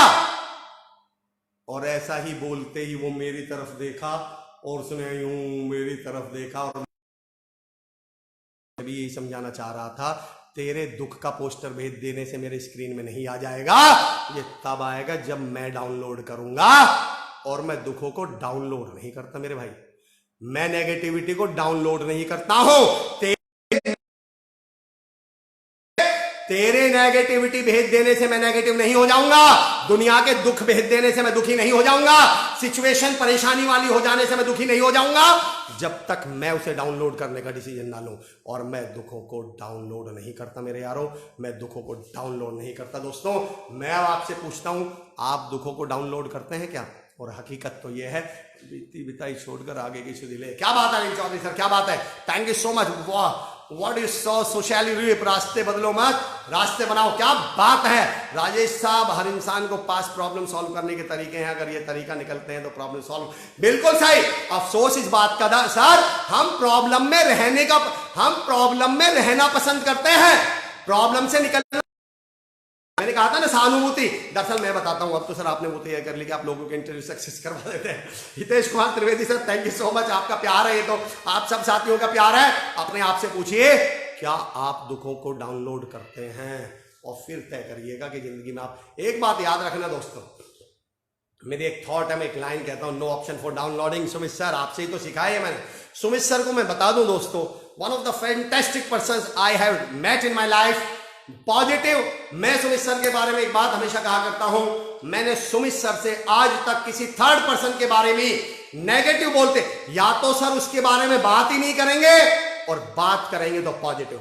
मैं सुमित सर के साथ 10 सालों से हूं, मैंने आज तक फोन पर पास बैठे हुए कभी थर्ड व्यक्ति के बारे में सुमित सर को या तो पॉजिटिव बोलते हुए सुना है या फिर बोलते हुए नहीं सुना। मैंने कभी नहीं सुना उन्होंने किसी के बारे में नेगेटिव बोला हो। Salute to you sir. दुखों को डाउनलोड नहीं करता, गजब की line, never download negatives in life, so true. Thank you so much. Vikrant Mahadani sir thank you so much. Bharat Shah sahab क्या बात है sir. Bharat Shah sir thank you. Umesh Patle sir आपको देखकर ऐसा लग रहा है कि आप बिल्कुल मेरे सामने ही बात कर रहे हैं। उमेश भाई बिल्कुल मैं आपके ही सामने हूँ। दिल में छुपाए बैठे हैं तस्वीर यार की, जब जरा नजरें झुकाई देख ली। तो उमेश भाई हम वैसे तो करीब करीब ही हैं। मेरा एक उदाहरण समझना दोस्तों, मैं एक लाइन बोलता हूं कि दुनिया में 93.79% लोग दुखी रहने के मामले में आत्मनिर्भर हैं, सेल्फ डिपेंडेंट हैं। इन्हें दुखी रहने के लिए किसी की जरूरत ही नहीं पड़ती, ये खुद ही दुख रहे होंगे। ये बात को देखो, पहले बात हुआ करती थी, अब समस्या हुआ करती है। आप अंतर देख रहे हैं पहले और आज के समय में। पहले लोग कैसे बोलते थे, यार एक बात है मेरे पास जूते नहीं है। देखना, मान लो हमें कहीं शादी में जाना है, बारात में जाना है, बाहर जाना है, तो पता है जैसे दो दोस्त तैयारी कर रहे हैं, चल यार बारात में चलेंगे, शादी में, यार पर एक बात है मेरे पे तो जूते ही नहीं है। आज की बात सुनो, पर यार एक समस्या है मेरे पास तो जूते ही नहीं है। यार ये बात समस्या में कैसे बदल गई? हम नॉर्मल बातों को भी समस्या के तौर पे पैदा करते हैं। पर यार एक समस्या है, बस से कैसे जाएंगे, ये समस्या कैसे हो सकती है? ये तो एक बात है, पर हमने ये मान के चला हुआ है, हम अब बातें करते ही नहीं, हम समस्याओं पे बात करते हैं, ताकि सामने वाले को ऐसा लगे कि यार कोई बड़ा ही डिस्कशन चल रहा है, कोई बड़ी बात चल रही होगी। भाई साहब कई लोग तो ऐसे होते हैं, अरे यार भाई साहब को जब भी देखो ना खैर मैं एक पॉइंट दे रहा हूं, अगर आप सुन पाए तो एक पॉइंट दे रहा हूं। मैं हमेशा बोलता हूं किसी भी विषय पर 3 तरह की बातें हो सकती हैं दोस्तों, समझना। एक बीमारी की किसको बोलते हैं? यार देश में भ्रष्टाचार बहुत है, देश में महंगाई बहुत है, देश में ये बहुत है, देश में वो बहुत है। मैं एक बार टेम्पो से जा रहा था, हम उन बातों को अक्सर क्या करते हैं दोस्तों जिनके हल हमारे पास ना हो। मैं एक बार ऑटो से जा रहा था, ऑटो में 2-3 लोग बैठे थे। यार इस देश में ना आतंकवाद बहुत है, भ्रष्टाचार बहुत है, सरकार को इसे कंट्रोल करने के लिए कोई सख्त कदम उठाने चाहिए। मैंने कहा यार तुम कह रहे हो भ्रष्टाचार बहुत है, महंगाई बहुत है, तुम इसको सरकार को सख्त कदम उठाने चाहिए, बढ़ तो तुम्हारी टमी भी बहुत रही है, तुम भी इसके खिलाफ कोई सख्त कदम उठा लो, पर इसमें तो खुद को काम करना पड़ेगा ना। वो बातें करो जिस पे कुछ करना ही ना पड़े, कितना मजा आएगा। ऐसी समस्याओं पे डिस्कशन करो, हम ग्लोबल वार्मिंग पे डिस्कस करो, अमेरिका और ईरान के मुद्दों पे डिस्कस करो, चाइना वुहान के बारे में डिस्कस करो। अरे ऐसी बात करो, साउथ कोरिया ने भैया परमाणु परीक्षण कर दिया, चाइना ने परमाणु परीक्षण कर दिया, ऐसे डिस्कशन करो यार। अपने बच्चे की पढ़ाई का क्या डिस्कशन करना, अपनी कंपनी में मैं कैसे काम कर सकता हूं उसका क्या डिस्कशन करना, अपनी टीम में मैं कैसे कंट्रीब्यूट करता हूं, ये छोटी बातें हैं। हम बड़े लोग, हम मोटिवेशनल स्पीकर्स को सुनने वाले लोग, हम बड़ी बातें करेंगे।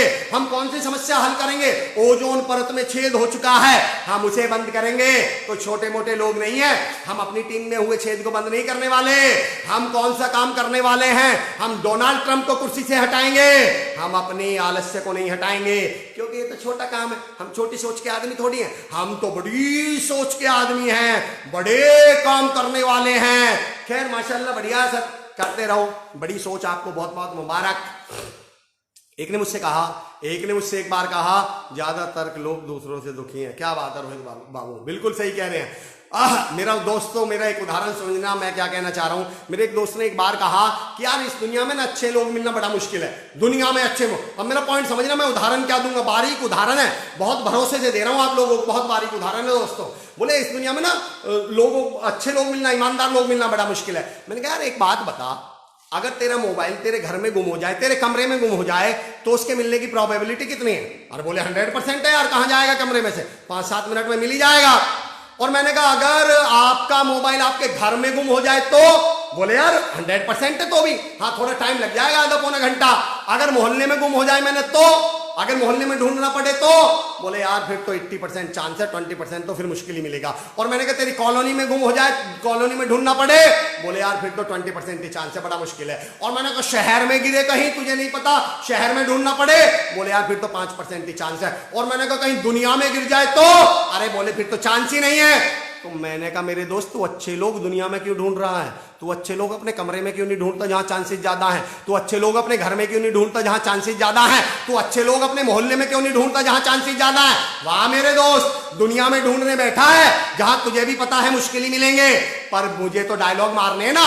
हम तो हिंदी फिल्मों, साउथ इंडियन मूवी देखने वाले डायलॉग बाज लोग, हम तो डायलॉग मारेंगे ना। दुनिया में अच्छे लोग नहीं मिलते, दुनिया में ऐसे नहीं मिलते, दुनिया में वैसे नहीं मिलते, ताकि हम डायलॉग में जीना चाह रहे हैं, करना कुछ नहीं चाह रहे। मैं कह रहा हूं पर अंत में नुकसान हमें ही होने वाला है। जिंदगी दुख में हमारी गुजरने वाली है, परेशानियों में हमारी गुजरने वाली है।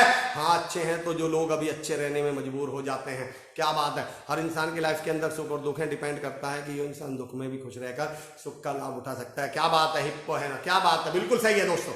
मेरा अगला पॉइंट समझिएगा, मेरा अगला पॉइंट है क्या, अच्छा एक लास्ट पॉइंट बता रहा हूं, लास्ट पॉइंट है मेरा इसका, इस वाला डाउनलोड वाला।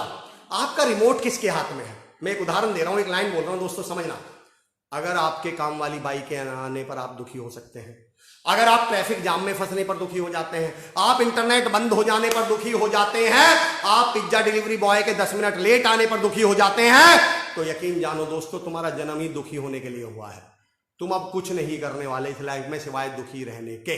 अगर तुम्हारी दुख इस बात पे, तुम्हारे दुख और सुख इस बात पे डिपेंड करते हैं बाई आई या नहीं आई, आपके दुख और सुख इस बात पे डिपेंड करते हैं तुम्हारे दोस्त ने फोन उठाया नहीं उठाया, तुम्हारे दुख इस बात पे डिपेंड करते हैं ट्रैफिक जाम में ट्रैफिक हुआ या नहीं हुआ, तुम्हारे दुख सुख इस बात पे डिपेंड करते हैं कि पिज्जा बॉय टाइम पे आया लेट आया। तो तुम्हारा जन्म दुखी रहने के लिए ही हुआ है। अब तुम सारी जिंदगी दुखी होगे, बस मेरी आपसे रिक्वेस्ट है अब ढंग में दुखी हो लो, पूरा फोकस दुखों पे कर दो और एक अच्छे दुखी इंसान बन के दिखाओ, ताकि लोग तुम्हारी मिसाल दे सके। दुखी हो तो ऐसा फिर बेहतरीन दुखी होने वाले बन के दिखाओ दोस्तों, सबसे बेहतरीन दुखी होने वाले बन के दिखाओ, क्योंकि अब सुखी तो तुम रह नहीं सकते, क्योंकि रिमोट किसको दे दिया आपने। अब जो जब चाहेगा बटन दबा देगा। तुम टीवी देख रहे हो, दूसरे के हाथ में रिमोट है, और तुम मैच देख रहे हो क्रिकेट का, वो तो भाई बीच बीच में रामायण पे लगाएंगे ही, वो तो तुम रामायण देख रहे हो बीच बीच में मैच पे लगाएंगे ही, तुम जो देख रहे हो वो तो बदले, और तुम दुखी होने वाले हो। हमारे ताऊ जी हैं जिनको हम बाबूजी बोलते हैं, बाबूजी के यहाँ जब हम छोटे थे, 12-15 साल के थे, 12-14 साल के थे, उस समय गांव की बात कर रहा हूं, आज से 20-22 साल पहले, 25 साल पहले, उस समय बाबूजी ने वो बेल लगवाई थी दरवाजे पे, मेन गेट पे बेल नहीं लगती, इलेक्ट्रिक बेल, दरवाजे, उस समय आप समझो गांव में कहां हुआ करते थे। तो हम पता दोपहरी में क्या करते थे, गर्मी में हम बैल बजा के भागते थे। अब बाबूजी लेटे हुए होते थे तो बाबूजी हमारे पीछे भागते थे, फिर बाबूजी वापस जाके लेट जाते ताऊ जी, हम फिर बैल बजाते, फिर भागते ताऊ जी, फिर हमारे पीछे, हमें बड़ा मजा आता था। हम रोज 3-4 बार 5 बार ऐसा करते, रोज 3-4 नहीं बैल बजी थी, हमें भी बड़ा शौक आ रहा था, रोज बैल बजाएं, रोज भागें, रोज बैल बजाएं, रोज भागें। 5वें-6ठे दिन की बात है, हमने बैल बजाई, भागे, पर देखा पीछे बाबूजी नहीं आए। बाबूजी ने कहा यार ये बेकार है, ये तो रोज तंग करते हैं, रोज परेशान करते हैं, बाबूजी आए नहीं। हम दोबारा 10-5 मिनट बाद दोबारा बैल बजाने गए, फिर भागे, फिर बाबूजी नहीं आए, फिर हम 20-25 मिनट बाद फिर बैल बजाने गए, फिर भागे, फिर बाबूजी आए, बाबूजी नहीं आए। उसके बाद हम दोबारा कभी बैल बजाने ही नहीं गए। पर उस दिन हमें एक सबक मिला जिंदगी का कि हमें मजा बैल बजाने में नहीं, हमें मजा बाबूजी को तंग करने में आ रहा था। दोस्तों, आदमी को मजा बैल बजाने में नहीं, आदमी को मजा आता है तंग करने में। और अगर आपने उसके रिएक्शन पे तंग होना शुरू कर दिया, अगर आपने उसके रिएक्शन पे रिएक्ट करना शुरू, अब उसे मजा आने लगा है, अब वो आपको रोज तंग करेगा। उसे मजा बैल बजाने में नहीं आ रहा है, आपके तंग होने में आ रहा है। आप बैल नहीं हटा सकते, आप भागना बंद कर दीजिए, यकीन जानिए वो बैल बजाना बंद कर देगा। चले दोस्तों, अगला पॉइंट है मेरा आज का कि कहीं आप भी तो अमरवाणी है, मैं आप लोगों से इजाजत चाहता हूं कि अगर 10-15 मिनट तक हम 1-1.25 घंटे तक भी चल जाए तो हम लोग जुड़े रहेंगे। जो सोचेंगे वही हो जाएगा। संजीव सोनी जी क्या बात कही आपने, आप दुख पर फोकस करोगे तो दुखी हो जाएंगे। आपने इतनी बड़ी बात कही। अच्छा एक बात बताइए दोस्तों, एक बात बताओ मुझे, आज का इस वाले का लास्ट एग्जाम्पल देता हूं। एक राक्षस है और एक देवता है, वो दोनों एक एक सेब खा रहे हैं। सेब में मुझे नहीं मालूम है, सिर्फ उदाहरण के लिए दे रहा हूं। सपोज करता हूं सेब में 2 ग्राम प्रोटीन है और 10 पॉइंट कैलोरीज है, 10 kcal जो बोलते हैं उसको। 2 ग्राम प्रोटीन है उस सेब में और 10 कैलोरीज है, 10 पॉइंट कैलोरीज है। उसे राक्षस भी खा रहा है, उसे देवता भी खा रहा है, एक एक सेब। बताइए उस सेब से देवता को कितनी प्रोटीन मिलेगी और राक्षस को कितनी प्रोटीन मिलेगी, जरा बताइए मुझे। अनिल चौधरी साहब कह रहे हैं परेशानी भी इसलिए बैल बजाती है, बिल्कुल सही, इसीलिए बैल बजाती है सर। कीप कंटिन्यू, आज रुकना नहीं है। क्या बात है Sumit sir, thank you, what an example. खुशहाली मैम थैंक यू, परेशान करने में मजा आता था बचपन में, क्या बात कही आपने। सोनम भाटी हमारी साली साहिबा देख रहे हैं, thank you so much Sonam ji. नजरें बदल दो नजारे बदल जाएंगे, Arun Sharma ji good morning, thank you. Sanjeev Soni ji, मेरा पॉइंट समझना, राक्षस भी एक सेब खा रहा है, देवता भी एक सेब खा रहा है। सेब में 2 ग्राम प्रोटीन है, साइंस में मत चले जाना, मुझे नहीं मालूम कितनी एक्चुअल में। 2 ग्राम प्रोटीन है और 10 पॉइंट कैलोरीज है। बताइए देवता को कितनी प्रोटीन मिलेगी। नवनीत गोयल साहब कह रहे हैं बराबर मिलेगी। बराबर घसीटा सर, कैसी बात कर रहे हो यार, कैसे मिल जाएगी बराबर? वो राक्षस है, सेब उसको बराबर कैसे दे देगा कैलोरी, बराबर कैसे देगा भाई? जो अच्छा आदमी है, जो देवता है, राक्षस को कम क्यों मिलनी चाहिए ना। Sunil Verma ji thank you so much, thank you sir. अच्छा बराबर मिलेगी, yes sir please take your time, thank you so much. Vandana Jain ma'am कह रही है कॉल और बराबर मिलेगी। दोस्तों मैं भी यही बताना चाह रहा हूं, आपके दिमाग को ये नहीं पता होता कि आप राक्षस वाला थॉट सोच रहे हैं, दिमाग वाला थॉट सोच रहे हैं।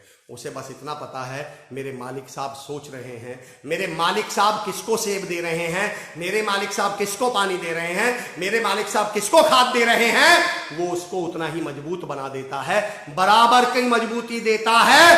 आप नेगेटिव सोचोगे तो राक्षस वाला थॉट बड़ा बन जाएगा और अच्छा सोचोगे तो देवता वाला। पर आपके दिमाग को इससे कोई फर्क नहीं पड़ता कि आप देवता को खाद पानी दे रहे हैं, कैलोरी दे रहे हैं, प्रोटीन दे रहे हैं, या राक्षस को, वो तो सबको बराबर ही देगा। आप अपने दिमाग में जैसे थॉट शुरू कर देंगे, जैसे सोचना शुरू कर देंगे, चीजें वैसी आनी। और मैं एक और बता दूं, इन थॉट्स की एक खूबी बताता हूं आपको।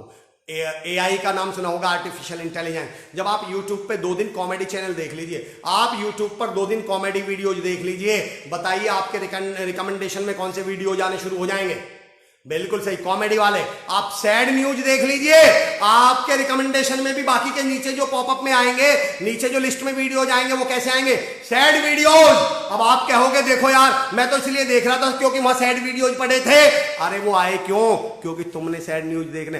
दरअसल जब आप दुखी रहना शुरू करते हैं, यकीन जानिए आपके पास सच में दुखी रहने के बहुत सारे कारण आ जाते हैं, और जब आप खुश रहना शुरू करते हैं तो आपके पास खुश रहने वाले वीडियोज की रिकमेंडेशन यानी खुशी वाले थॉट्स आने लगते हैं। तय आपको करना है कि आप शुरू क्या करते हैं। सर आपके विचार हमारे प्रणीता भाई, thank you so much ma'am, thank you so much. ये तो आप सबका सहयोग, आप सबसे सीखा है। चलिए दोस्तों, एक पॉइंट है आज का, क्या आप भी दूसरों में, और मैंने पहले दिन से कहता रहा हूं, इस सीरीज के पहले दिन से कह रहा हूं, मैं कोई बात इसलिए नहीं कह रहा कि महान बन जाइए, मैं इसलिए कह रहा हूं जितना अच्छा, जितना बेटर, जितना पॉजिटिव बनेंगे, फायदा अल्टीमेटली किसका है? अपना है। जब आप दूसरे का भी भला कर रहे होंगे तो अल्टीमेटली आप भला अपना ही कर रहे हैं एक्चुअली। अगला उदाहरण सुनिए कि कहीं आप भी तो दूसरों में कमियां नहीं ढूंढते हैं। मेरा उदाहरण टॉपिक क्या है? कहीं आप भी तो दूसरों में कमियां नहीं, आपसे कमियां ढूंढने के लिए इसलिए मना नहीं कर रहा कि महान बन जाओ, मैं दूसरा कारण पूछूंगा।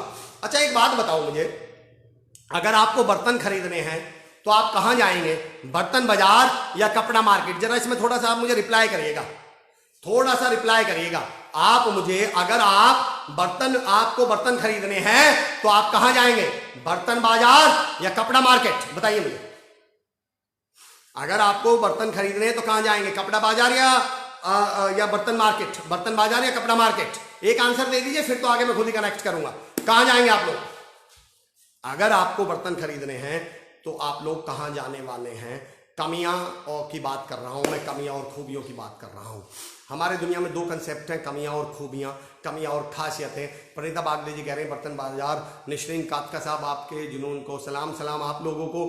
मैं मानता हूं, देखिए ऑनलाइन किसी को सुनना बोलने से ज्यादा मुश्किल है, क्योंकि बोलने वाला तो फिर भी बोले जा रहा है, उसका दिमाग बोलने की तरफ लगा हुआ है।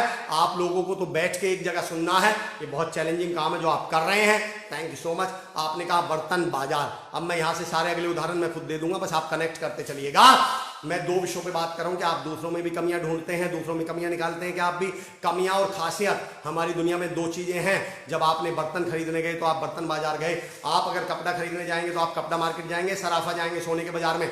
बिल्कुल सही, आप कपड़ा मार्केट में जाएंगे। क्यों? क्योंकि कपड़ा वहां मिलता है। बर्तन बाजार क्यों गए? क्योंकि बर्तन बाजार में मिलते हैं। अगर आपको सोना खरीदना है तो बताइए आप कहां जाएंगे? आप सराफा में जाएंगे या बर्तन बाजार में? क्यों गए आप सराफा? क्योंकि सोना कहां मिलता है? सराफे में। अब मेरा अगर एग्जाम्पल समझ लेना दोस्तों, यहां से एग्जाम्पल को पिक कर जाना। जब आप बर्तन खरीदने गए थे, बताइए आपका पूरा दिन कहां गुजरा? बर्तन बाजार में। क्योंकि बर्तन कहां मिलते हैं? बर्तन बाजार में। जब आप कपड़ा खरीदने गए थे तो आपका लंबा समय, पूरा दिन कहां गए गुजरा?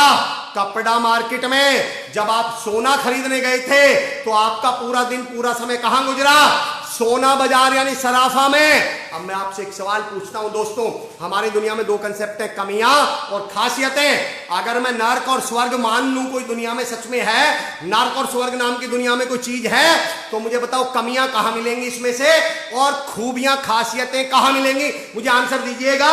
कमियां कहां मिलने वाली हैं? खैर मैं समझ गया आपका आंसर, कमियां नर्क में मिलने वाली हैं और खूबियां, खासियतें स्वर्ग में मिलने वाली हैं। अब मेरा पॉइंट समझना, जैसे फ्रिक्वेंसी को चॉइस करोगे गाने वैसे ही सुनाई देंगे। हितेश कुमार साहब क्या बात सर, आपको तो हम लोग पूरा दिन बैठ के सुन सकते हैं। कपिल पाठक साहब अमर सर से और सुमित सर से ही सीखा है, डट के रहिए। क्या बात है पिंकी मैम। मेरा उदाहरण का जवाब दो दोस्तों, अगर मैं कमियां और खासियतें 2 कंसेप्ट मान लूं और नर्क और स्वर्ग 2 कंसेप्ट मान लूं, तो मुझे बताइए कमियां कहां मिलेंगी दोनों में से और खासियत कहां मिलेंगी? बताइए मुझे जरा आंसर दीजिए। सर आप जो एक कर रहे हैं वो भी बुराई करने से हमें, बताइए मुझे आंसर दीजिए जल्दी। कोई एक व्यक्ति आंसर दे दे, फिर मैं अपना कंप्लीट करूंगा। सर आपको हम कभी भी सुनने के रेडी हैं। क्या बात है योगेश साहब, थैंक यू सो मच। बताइए दोस्तों मुझे। प्रकाश गुगिल्ला साहब क्या बात है, बताइए मुझे कमियां और खासियत। अगर मैं कंसेप्ट मान लूं नर्क और स्वर्ग का, तो इनमें से नर्क में क्या मिलेगा और स्वर्ग में क्या मिलने वाला है दोनों में से, अगर मैं मान लूं कंसेप्ट, तो जरा मुझे बताइए कमियां कहां मिलने वाली हैं और खासियत कहां मिलने वाली है, खूबियां कहां मिलने वाली है, पॉजिटिविटी कहां मिलने वाली है, जरा मुझे बताइए। एक कोई व्यक्ति आंसर दे दे जल्दी, रिस्पॉन्स आने में टाइम लगता है मैं जानता हूं, पर मैं जूम कर लूंगा फिर, तो बताइए मुझे। नर्क, क्या बात है, थैंक यू सो मच। कमियां कहां मिलेंगी दोस्तों? नर्क में। खासियत कहां मिलेगी दोस्तों? कमियां नर्क में होंगी। नवनीत गोयल साहब कह रहे हैं बिल्कुल सही, कमियां कहां मिलेंगी? नर्क में। अब मेरा पॉइंट समझ लेना जो मैसेज देना चाह रहा हूं। मैं दूसरों पे एहसान करने के लिए, महान बनने के लिए नहीं कह रहा कि दूसरों में कमियां निकालना बंद कर दो। मैं क्यों कह रहा हूं समझना मेरे पॉइंट को। कमियां मिलेंगी नर्क में, खासियतें पॉजिटिव मिलेंगी स्वर्ग में। जब आप बर्तन खरीदने गए थे सारा दिन कहां निकला? बर्तन बाजार में। जब आप कपड़ा लेने गए तो सारा दिन आपका कहां गुजरा? कपड़ा बाजार में। जब आप सोना खरीदने गए तो सारा दिन कहां गुजरा? सोना बाजार में। अगर आप दूसरों में कमियां निकालने का शौक रखोगे तो खुद की सारी जिंदगी नर्क में गुजार दोगे, नर्क में। क्योंकि कमियां कहां मिलती हैं? नर्क में। तो मैं इतना तो बेवकूफ नहीं हूं कि दूसरों में कमियां निकालने के चक्कर में अपनी जिंदगी नर्क में गुजार दी। दूसरों में कमियां निकालने के शौक में अपनी जिंदगी कमियों आपने नर्क में गुजार दी। क्या हम इतने बेवकूफ हो सकते हैं? क्या मैं इतना बेवकूफ हो सकता हूं? मैं दोस्तों ये कहता हूं, अगर दूसरों में कमियां निकालते रहोगे ना तो खुद की जिंदगी नर्क में गुजर जाएगी। खासियतें ढूंढना शुरू करो, खूबियां ढूंढना शुरू करो, अच्छाइयां ढूंढना शुरू करो, इसलिए कि ताकि खुद की जिंदगी स्वर्ग में गुजार सको, खुद की जिंदगी बेहतर जगह गुजार सको। और ऑनलाइन अगर मैं होता, नया नया सेशन होता पहला दूसरा, तो ये मैं अगले वाला एग्जाम्पल नहीं लेता, हालांकि कोई ऐसी बात भी नहीं है, लेकिन क्योंकि आप लोगों से कनेक्टिविटी बन चुकी है, ये तो मेरी एक्सटेंडेड फैमिली है, ये तो मेरा परिवार है, एक उदाहरण लेता हूं। आप में से कोई मुझे बता सकता है, कमी शब्द है, एक शब्द है कमी और एक शब्द है खासियत, तो मुझे कोई बता सकता है कमी शब्द के अंदर कुछ लगा के ऐड करके नया शब्द कुछ बन सकता है क्या? कमी शब्द में कुछ नया ऐड करके या कुछ निकाल के कोई नया शब्द बन सकता है क्या? और खासियत में कोई नया वर्ड निकाल सकते हैं, निकाल के या लगा के? जरा पहले कमी में बताइए, कमी शब्द में कोई नया शब्द लगाकर या निकाल कर कोई नया शब्द बन सकता है क्या? जरा मुझे बताइए। कमी शब्द में कोई नया वर्ड लगाकर, वही बताना जो आपका सबसे पहले दिमाग में आया था। मैं गारंटी दे रहा हूं 99% के दिमाग में एक ही शब्द आया है। जरा मुझे बताइए कौन सा शब्द? अगर कमी में मैं कुछ ऐड कर दूं या लगा दूं, कोई नया वर्ड कौन सा बनेगा? और मैं गारंटी दे रहा हूं ना ऐड। सर वो वर्ड क्या होगा? हाँ, नवनीत गोयल साहब लिख रहे हैं, मैं माफी के साथ ये वर्ड पढ़ रहा हूं, कोई बात नहीं, हम सब एक्सटेंडेड फैमिली है। कमीना। कमी शब्द में अगर हम एक नया वर्ड लगा दें तो शब्द बनता है कमीना। और खासियत वर्ड में से मैं कुछ निकाल दूं तो वर्ड खासियत में से निकाल के बनता है खास।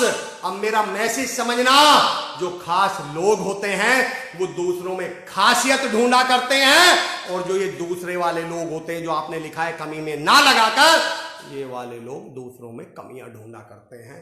अब हमें ये तय करना है कि हम कौन से वाले हैं।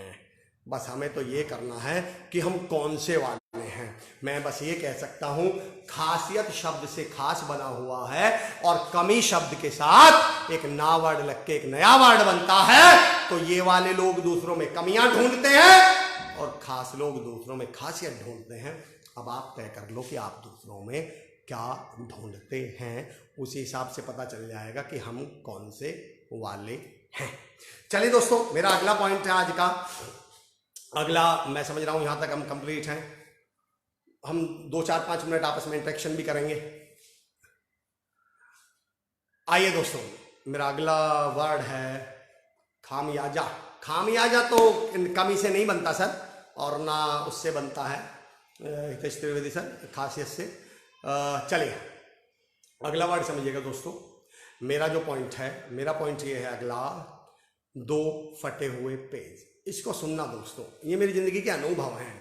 मैं पहले दिन कह चुका था, natural by style, original by talent, original by natural by style, original by content, real by experience. कोई किताब की बात नहीं, कोई ऐसा कोई नहीं कि भाई कहाँ से किताबें स्टीव जॉब्स पढ़ लिए, महान लोग हैं वो, पर हम प्रैक्टिकल बात करेंगे।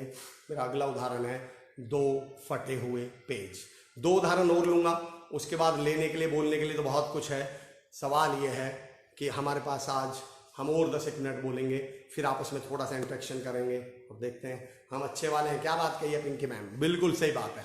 मेरा पॉइंट समझना आप दोस्तों, दो फटे हुए पेज, इसका मैसेज समझना क्या है, इसका मैसेज समझना, यह समझना दोस्तों। मेरा इंस्टीट्यूट हुआ करता था इंदौर में, ब्रिटिश एकेडमी के नाम से, मैं स्पोकन इंग्लिश सिखाया करता था। तो हमारे वहाँ नोट्स थे, 30 पेज के तकरीबन वो नोट्स थे। तो जब मैं दिल्ली आ गया तो किसी ने मुझसे पूछा कि भैया आपके पास वो नोट्स पड़े हुए हैं क्या। मेरा दोस्त तो उदाहरण समझना, टॉपिक का नाम है दो फटे हुए पेज। टॉपिक का नाम क्या है? दो फटे हुए पेज। बोले भैया आपके पास वो नोट्स पड़े होंगे क्या, आप इंग्लिश की क्लास थी तो आपके पास नोट्स होंगे क्या। तो मेरे पास नोट्स रखे हुए थे, मैंने उनको नोट्स दे दिए। बोले मुझे इंग्लिश सीखनी है, मैंने उनको नोट्स दे दिए।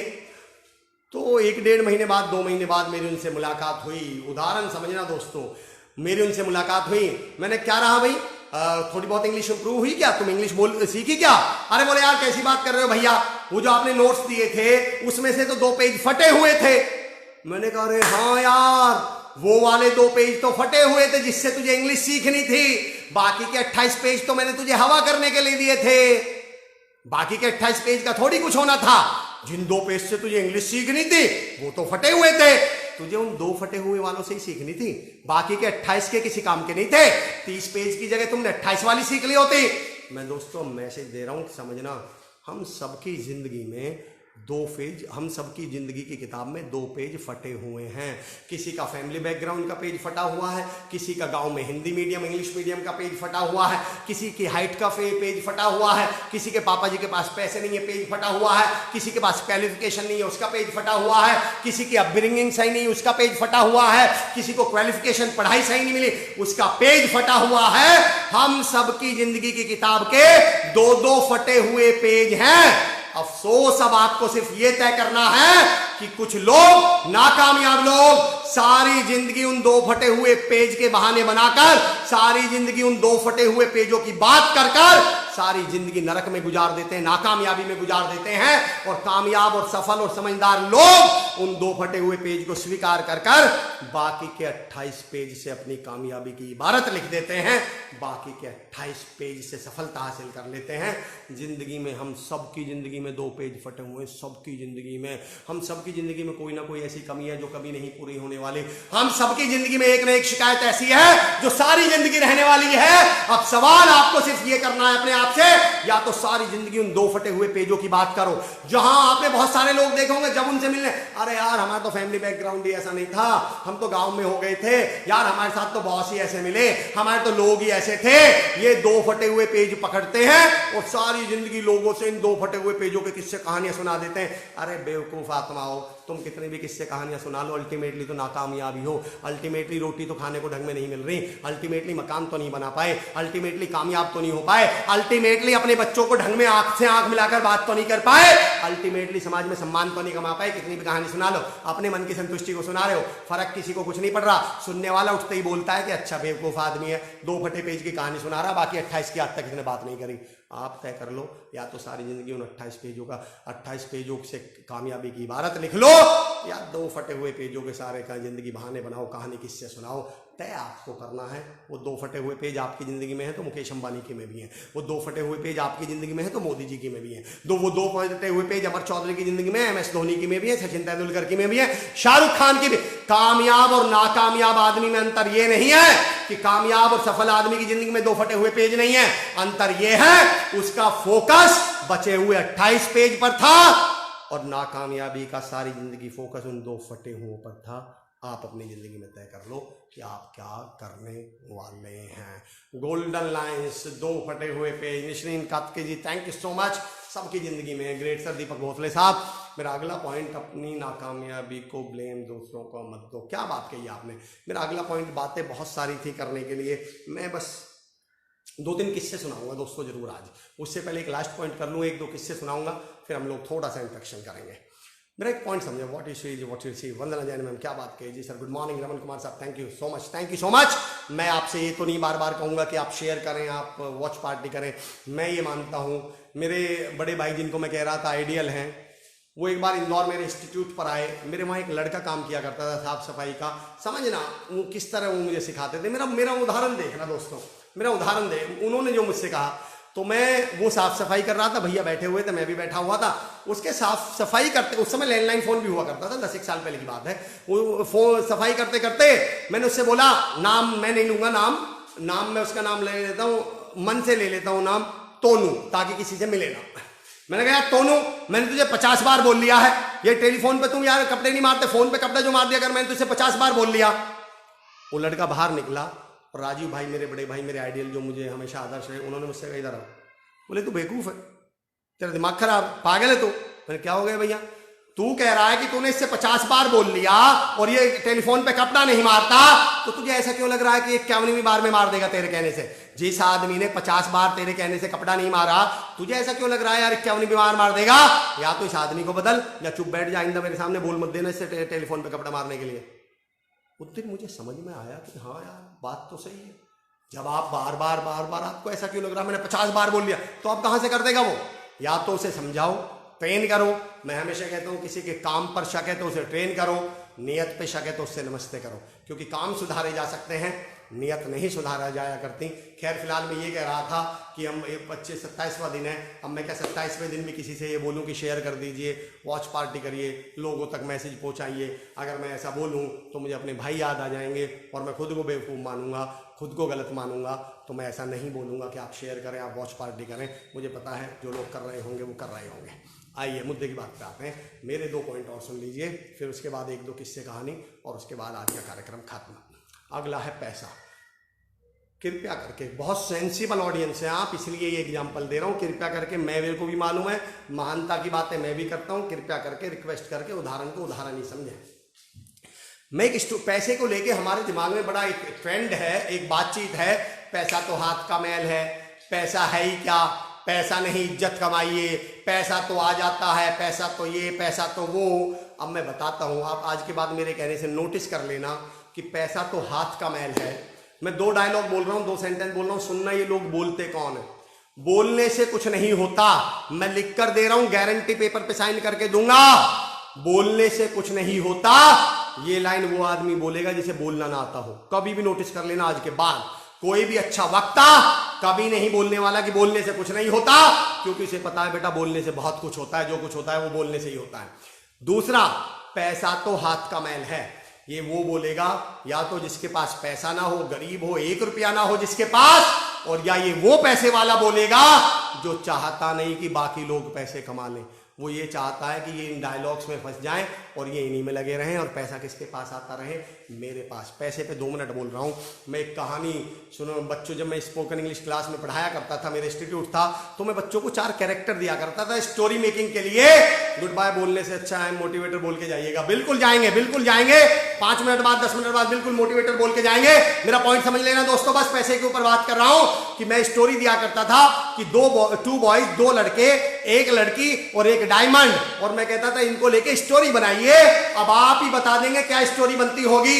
तो उसमें नाम रखा जाता था, देयर वाज 2 बॉयज, एक का नाम मैं ऑटोमेटिकली बोल देता हूं, एक नाम है कमर तमर, ताकि किसी से मिले ना। एक का नाम है कमर, एक का नाम है तमर।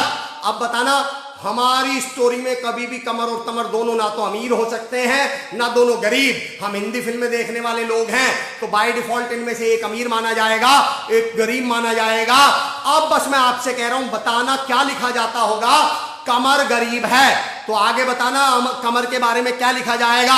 मेहनती आलसी। मैं आपका आंसर समझ चुका हूं, कमर गरीब था, कमर बड़ा मेहनती था। कमर को क्या बताया जाएगा गरीब को? ईमानदार या बेईमान? बिल्कुल सही, ईमानदार। हम गरीबों के पास है ही क्या सिवाय ईमानदारी के। तो कमर गरीब था, कमर बहुत ईमानदार था, कमर बहुत मेहनती था। कमर को कैसा बताया जाएगा? कैरेक्टर लेस या कैरेक्टर वाला? बिल्कुल सही, कैरेक्टर वाला। कमर गरीब था, वो बड़ा ईमानदार, बड़ा मेहनती और कैरेक्टर वाला था। अब तमर पे आ जाओ, तमर को कैसा बताया जाएगा? तमर अमीर है, बताना कैसा बताएंगे? मेहनती, आलसी? बिल्कुल सही, आलसी। ईमानदार या बेईमान? बिल्कुल सही, बेईमान। कैरेक्टर वाला या कैरेक्टर लेस? बिल्कुल सही, कैरेक्टर लेस। मैं कहता हूं दोस्तों, ये पैसे वालों की साजिश है हमारे खिलाफ। वो पैसे वाले हमें ये समझाना चाह रहे हैं कि अगर खुद को मेहनती कहलवाना चाहते हो, खुद को ईमानदार कहलवाना चाहते हो, खुद को कैरेक्टर वाला कहलवाना चाहते हो, तो गरीब बने रहो। पैसे वाले मत बन जाना, अमीर मत बन जाना, वरना लोग तुम्हें आलसी, बेईमान और अय्याश कहने लगेंगे। हमें हिंदी फिल्मों ने डायलॉग सिखाए क्या है? हम गरीबों के पास है ही क्या सिवाय इज्जत के। मैंने तुझे दुकान वाला 10 रुपए का धनिया उधार नहीं देता, तेरी इज्जत है कहां? हमें बता दे जरा, कहां वो इज्जत? ये साजिश है ताकि हम पैसे कमाने के बारे में ना सोचने लग जाएं। एक बात और कह रहा हूं, कान पकड़ के कह रहा हूं, बहुत रिस्पॉन्सिबल ऑडियंस है, मैं माफी के साथ ये उदाहरण दे रहा हूं दोस्तों, और कृपया करके ये धार्मिक उदाहरण नहीं है। विशाल कर्मा मुझे भी दी थी यही स्टोरी सर आपने, बिल्कुल बिल्कुल दी थी विशाल भाई, मेरा उदाहरण समझना दोस्तों, एक उदाहरण दे रहा हूं, और कृपया करके धार्मिक उदाहरण नहीं है, सिर्फ इसे समझने के लिए समझिएगा, और समझने के लिए समझिएगा, जितने भी भगवान आज तक अवतार लिए हैं, श्री राम, श्री कृष्ण, बुद्ध, महात्मा बुद्ध, महावीर, जैन, सब जितने भी अवतार लिए हैं, जितने भगवानों ने हमें एक मैसेज दिया है, समझना भगवानों ने तो हमें बहुत मैसेज दिया है। समझना भगवान हमेशा या तो राजा के घर पैदा हुए हैं या अमीर के घर पैदा हुए हैं। भगवान भी ये मैसेज देना चाह रहे थे कि बेटा कामयाब होना जरूरी है, आर्थिक स्थिति मजबूत करनी है, अपने आप को आर्थिक रूप से सुदृढ़ करिए। हेमंत सर ने मुझसे एक लाइन कही थी, हेमंत बिश्ट सर ने, become rich before you become philosopher, इससे पहले कि तुम दार्शनिक बन जाओ, अमीर बन जाना, रिच बन जाना। मैं मैसेज क्या दे रहा हूं, अब एक अगला पर लेकिन यहां एक क्वेश्चन समझ लेना, एक यहां सावधानी समझ लेना, मनी माइंडेड नहीं बनना है हमें पैसे वाला बनना है, मनी माइंडेड नहीं। मेरा एक उदाहरण समझना दोस्तों, पैसे को बहुत महत्वपूर्ण मानना है, पैसे को तो भगवान इसलिए भी मत मान लेना, ये गलती मत कर देना कि पैसे को ही भगवान मानने लगो। क्यों मत मानना, उदाहरण दे रहा हूं, अगर आप सच में अपनी जिंदगी में पैसा पाना चाहते हो तो कभी भी जिंदगी में पैसे को भगवान मत मानना, क्योंकि भगवान आज तक किसी को मिले नहीं है। अगर आपने पैसे को भगवान मान लिया ना तो पैसा आपको मिलेगा नहीं, पैसा को पैसा ही मानना। और दूसरा उदाहरण, जितनी भी महिलाएं मोहतरमाएं, जितनी भी फीमेल मुझे सुन रही हैं यहाँ पर, जितनी भी मोहतरमाएं मुझे सुन रही हैं, पिंकी मैम, सुदीप्ति मैम, मुझे जितनी भी भावना मैम, जितने भी लोग सुन रहे हैं, स्वाति जी, जितने भी लोग सुन रहे हैं, पासी जी, जितने भी लोग मुझे सुन रहे हैं, महिलाएं मोहतरमाएं, आपके लिए इस स्टोरी में एक बहुत बड़ा सबक है, ध्यान देना। इस स्टोरी में एक लड़की भी थी और उस लड़की को बोला जाता है, आगे स्टोरी आप बताना, and there was a girl and she was very beautiful. मैं सोनम, मेरी सोनू से मैं पूछता हूँ, सोनू से, सुदीप्ति से, तमाम महिलाओं से पूछता हूँ, इस स्टोरी में ये क्यों नहीं बोला गया there was a girl and she was very talented? इस स्टोरी में ये क्यों नहीं बोला गया? किसी भी स्टोरी में, इसमें नहीं, किसी भी स्टोरी में there was a girl she was very talented, there was a girl she was very hard working, there was a girl she was very entrepreneurship minded, there was a girl she was very business minded. आप लोगों को केवल, भावना ma'am सुनना आप सब लोग, आप लोगों को हर स्टोरी में ब्यूटीफुली क्यों बोला जाता है? ये आप लोगों के खिलाफ साजिश है। आपसे कहा गया है मेकअप करो, ब्यूटीफुल बनी रहो, घर बैठी रहो। तुम्हारे पति देव क्या कर रहे हैं, तुमको और कोई क्या कर रहा है, तुम अपने हक की बात मत करना, तुम बिजनेस करने की मत सोच लेना, तुम काम करने की मत सोच लेना, बस मेकअप करना, मैं आके तुम्हारी सुंदरता की तारीफ कर दूंगा, तुम उसमें मशगूल हो जाना, उसमें खो जाना, और मत पूछना कि तुम्हें जिंदगी में और भी कुछ करना था। ये आप लोगों के खिलाफ साजिश है। मैं हर महिला से जो मुझे सुन रही है, मुझसे रिक्वेस्ट कर रहा हूं, जब जब कोई आपकी ब्यूटी के लिए आपको तारीफ, अगर कोई अमर चौधरी की तारीफ इस बात के लिए आके करे ना, अमर भाई आपकी हाइट बहुत अच्छी है, तो मैं उससे बोलता हूं मेरे भाई तो भगवान की तारीफ करिए, तूने मेरी नहीं करी। तुम मेरे कम्युनिकेशन स्किल्स की तारीफ करो, तुम मेरी मेहनत की तारीफ करो, मेरी तारीफ इस बात के लिए करो अमर भाई पसीने पसीने हो रहे हो, उन चीजों के लिए करो जिनमें मेहनत मैंने करी है। मेरी 6 फुट हाइट होने में मेरा कोई रोल नहीं है, भगवान का काम है। आपके सुंदर होने में आपका कोई रोल नहीं है। जब आपकी कोई ब्यूटी के लिए तारीफ करे, उससे कहा करो एक्सक्यूज मी, मेरी तारीफ कर मेहनत के लिए, मेरी तारीफ कर इस बात के लिए कि इतने विषम परिस्थितियों में भी अपने घर को गिरने नहीं दिया, घर संभाल लिया, अपने बच्चों को आगे लेके गई, पति को सपोर्ट किया, बिजनेस किया, काम किया, घर पे रही तो घर को स्वर्ग बना दिया। मेरी तारीफ इस चीज के लिए करिए और फालतू बातों के लिए मत करिए मुझसे तारीफ। चलिए, thank you so much Pranita ma'am, thank you so much.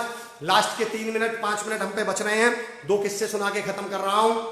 भगवान को लेके 2 किस्से हैं, मैं बहुत मानता हूं हमारे साथ कहीं ना कहीं भगवान का हमेशा साथ है। सिर्फ एक किस्सा सुना देता हूं, एक बार 2 सुना रहा हूं। चलो, मेरी जिंदगी में जब बड़ा मुश्किल हाल चल रहे थे तो ये 2 कहानियों ने, इन 2 किस्सों ने मुझे बहुत मदद करी है।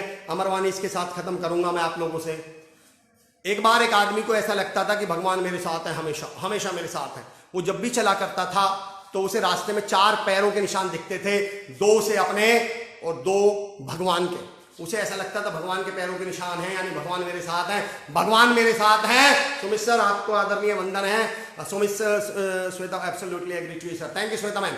मुझे लगता था भगवान हमेशा मेरे साथ हैं। एक बार उसका बुरा वक्त आया, 2 किस्से सुना रहा हूं दोस्तों, जिंदगी में 1-2 किस्सा ऐसा जरूर रखना, जब जब बुरा वक्त आए, जब जब टेंशन हो, जब जब आप फ्रस्ट्रेटेड हो, जब जब लो फील करें, इन 1-2 किस्सों को सुन लेना, शायद जिंदगी में बूस्ट अप हो जाए। स्टेट ऑफ माइंड, मैंने कहा था ना, स्टेट ऑफ माइंड बदलने के लिए सिर्फ एक उदाहरण बहुत होता है। जैसे स्टेट ऑफ माइंड बदली, बाकी तो रिकमेंडेशन में वही वीडियो आएंगे जैसे आपको आने चाहिए, जैसे आप चाहते हैं। सुनना मेरा उदाहरण सुनना। तो उसको लगता था भगवान हमेशा मेरे साथ है, चलते समय 4 पैरों के निशान पड़े, बुरा वक्त आया, उसका ध्यान नीचे की तरफ गया, 2 पैर गायब। उसे बड़ा बुरा लगा, उसने भगवान से कहा भगवान तुम तो बड़े मतलबी निकले, जब मेरे पास बुरा वक्त आया, जब मेरे पास ऐसी दिक्कत आई तो तुम गायब हो गए, तुम्हारे पैर गायब हो गए। पर कोई बात नहीं, 4-6 महीने बाद उसका अच्छा टाइम फिर आया, उसने नीचे की तरफ देखा तो फिर 4 पैर दिखने लगे। उसने तो बड़ा गुस्सा आया, उसने कहा भगवान से अब मुझे आपकी जरूरत नहीं है, जब बुरा वक्त था जब तो तुम गायब हो गए, तुम तो दिखे ही नहीं, अब बुरा वक्त अच्छा वक्त आया तो वापस आ गए, अब मैं आपका क्या करूंगा, बुरे वक्त में तो तुम गायब हो गए। भगवान ने कहा कैसे? अरे बोले जब बुरा वक्त आया तो 2 पैर तो गायब हो गए तुम्हारे, मुझे 2 ही पैर दिखते थे। भगवान बोले बेटा वो 2 पैर मेरे थे जो तुझे दिख रहे थे, तुझे तो मैंने गोद में उठाया हुआ था, वरना तेरा पता भी नहीं चलता कि तू कहां चला गया। जब आपको उन 4 पैरों में से 2 पैर गायब दिखने लगे ना, तो सोच लेना वो तुम्हारे गायब हुए हैं, भगवान अभी भी वही हैं, वो अभी भी आपके साथ दे रहे हैं। बस इतना याद रखना, भगवान हमारे दोस्त हैं। मैंने एक सेशन में कहा था, अगर आपको याद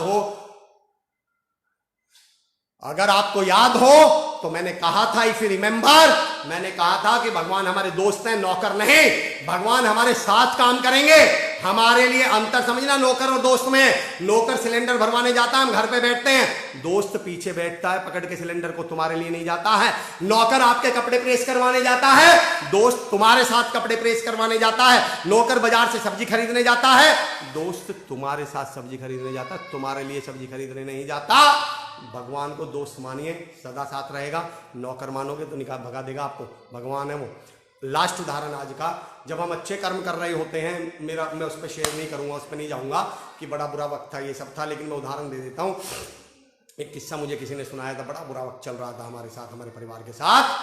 तो मम्मी ने मेरी ने कहा, मेरे पापा जी ने बड़े, जो मुझे जानते होंगे, जो यहाँ जानते होंगे, बड़े शानदार रॉबिन हुड टाइप के थे वो, तो खैर उसमें नहीं जा रहा मैं। तो मम्मी ने कहा इसका मतलब यार अच्छे कर्मों की कोई इज्जत ही नहीं है, कोई वैल्यू ही नहीं है, तेरे पापा जी के साथ इतना बुरा हुआ, मतलब वो बीमार हो गए थे। तो मुझे उस समय किसी ने एक किस्सा सुनाया कि एक बार 2 लोग जा रहे थे जंगल से, एक जिसने सारी जिंदगी अच्छे कर्म, हमें कई बार लगता है यार कर्म पर किस्मत भारी है, नहीं, कर्म भारी है, सुनना समझ लो। सुमित सर ये तो आपका प्यार है। धन्यवाद, मुझे भी 6 दिखते हैं सर। पॉइंट समझना, 2 लोग जा रहे थे जंगल से, एक जिसने सारी जिंदगी अच्छे कर्म करे, एक सारी जिंदगी जिसने बुरे कर्म करे। जब वो लोग गुजर रहे थे कहीं से, तो ऊपर पार्वती जी शंकर जी बैठे हुए थे। कहानी किस्सा सुनना, बात सुनना, मतलब समझना। पार्वती जी ने शंकर भगवान से कहा कि इसने सारी जिंदगी अच्छे कर्म करे हैं, इसे कुछ तो इसके कर्मों का फल दो, इसके कर्मों का तो फल मिले। उन्होंने इतना कहा ही था कि उस अच्छे कर्म करने वाले के पैर में कांटा चुभ गया, और जिसने बुरे कर्म करे थे उसे अशर्फियों की एक थैली मिली। अब पार्वती माता जी को बहुत बुरा लगा, पार्वती माता जी को बहुत बुरा लगा। उन्होंने शंकर भगवान से कहा ये क्या हुआ, इसका मतलब कर्मों का कोई फायदा ही नहीं है, उसने सारी जिंदगी अच्छे कर्म करे हैं और फिर भी तुमने उसके पैर में कांटा चुभवा दिया। शंकर भगवान बोले इसका मतलब कर्मों का कोई फल ही नहीं है। शंकर भगवान बोले कि जिसको आज ये अशर्फी मिली है ना, इस बुरे कर्म वाले को, दरअसल इसके भाग्य में, इसकी किस्मत में खजाना था, पर इसने इतने बुरे कर्म करे हैं कि उस खजाने को कम करके ये थैली तक लेके आ गया। सिर्फ इसकी नसीब में अब क्या बची है, थैली। और ये जिसके पैर में अभी कांटा चुभा है ना, आज इसकी मृत्यु होनी थी, पर इसके कर्म इतने अच्छे हैं कि इसने उस मृत्यु को कांटे में बदल दिया। जब जरा सा बुरा भी अपने साथ हो जाए ना और आपके कर्म अच्छे हों, तो ये मत सोच लेना अच्छे कर्म करने के बावजूद मेरे कांटा चुभ गया, ये सोच लेना अच्छे कर्म करें इसीलिए सिर्फ कांटा चुभा, कांटा भी नहीं चुभा, इसलिए सिर्फ कांटा चुभा है, वरना होना तो कुछ और ही था। जब आपका जरा सा चोट लग जाए तो होना तो उस दिन कुछ और ही था। वो आपके अच्छे कर्म आपको बचा गए। अच्छे कर्म हमेशा किस्मत पे भारी पड़ेंगे, आपके कर्म हमेशा किस्मत पे भारी पड़ने वाले हैं।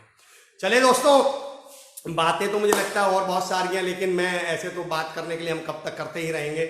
मैं आप सभी का हाथ जोड़ के साधुवाद करता हूं, धन्यवाद करता हूं।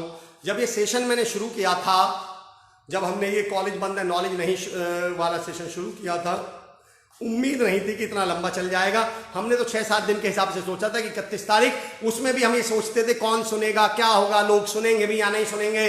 पर यकीन जानिए दोस्तों, आप लोगों के सहयोग ने, आप लोगों के सपोर्ट ने, आप लोगों के साथ ने इस यात्रा को इतना खूबसूरत, इतना यादगार, इतना बेहतरीन, इतना सार्थक बना दिया कि ये यात्रा मेरी जिंदगी की सबसे बेहतरीन यात्राओं में शुमार हो गई। ये जिंदगी के उन कुछ लम्हात में, ये जिंदगी के उन कुछ अनुभवों में, जो आदमी बुजुर्ग अवस्था में, बुढ़ापे में जाके अपना टाइम पास करता है ना पुरानी यादें सोच सोच के, तो आपने मुझे वो याद दे दी है। जब कभी हम सुमित सर, मयंक सर, जब हम लोग साथी, परवीन सर, मनीष सर, जब विकास भाई, हम लोग, आकांक्षु सर, हम जितने भी तमाम साथी हैं, हम सोच के उस समय बैठा कर बातें किया करेंगे, तो ये एक यात्रा होगी जिसका डिस्कशन हम जरूर करने वाले हैं।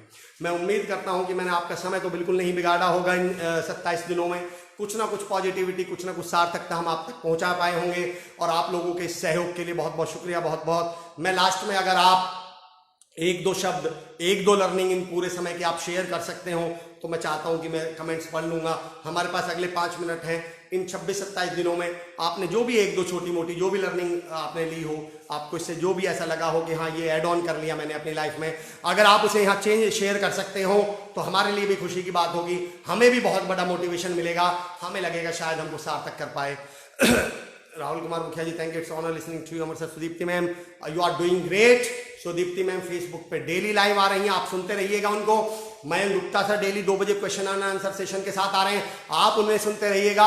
सुमित सर डेली 5 बजे हिप्पो कॉर्पोरेशन के पेज से लाइव आते हैं, आप उन्हें सुनते रहिएगा। स्किलिंग यू शाम को 5 बजे डेली नए नए स्पीकर्स को वहां पर होते हैं, आप तमाम लोगों को सुनते रहिएगा। अभिषेक जबर भाई 23 तारीख से अपना एक प्रोग्राम शुरू कर रहे हैं, आप उनको ज्वाइन करने की सोचिएगा, मेमोरी के ऊपर है।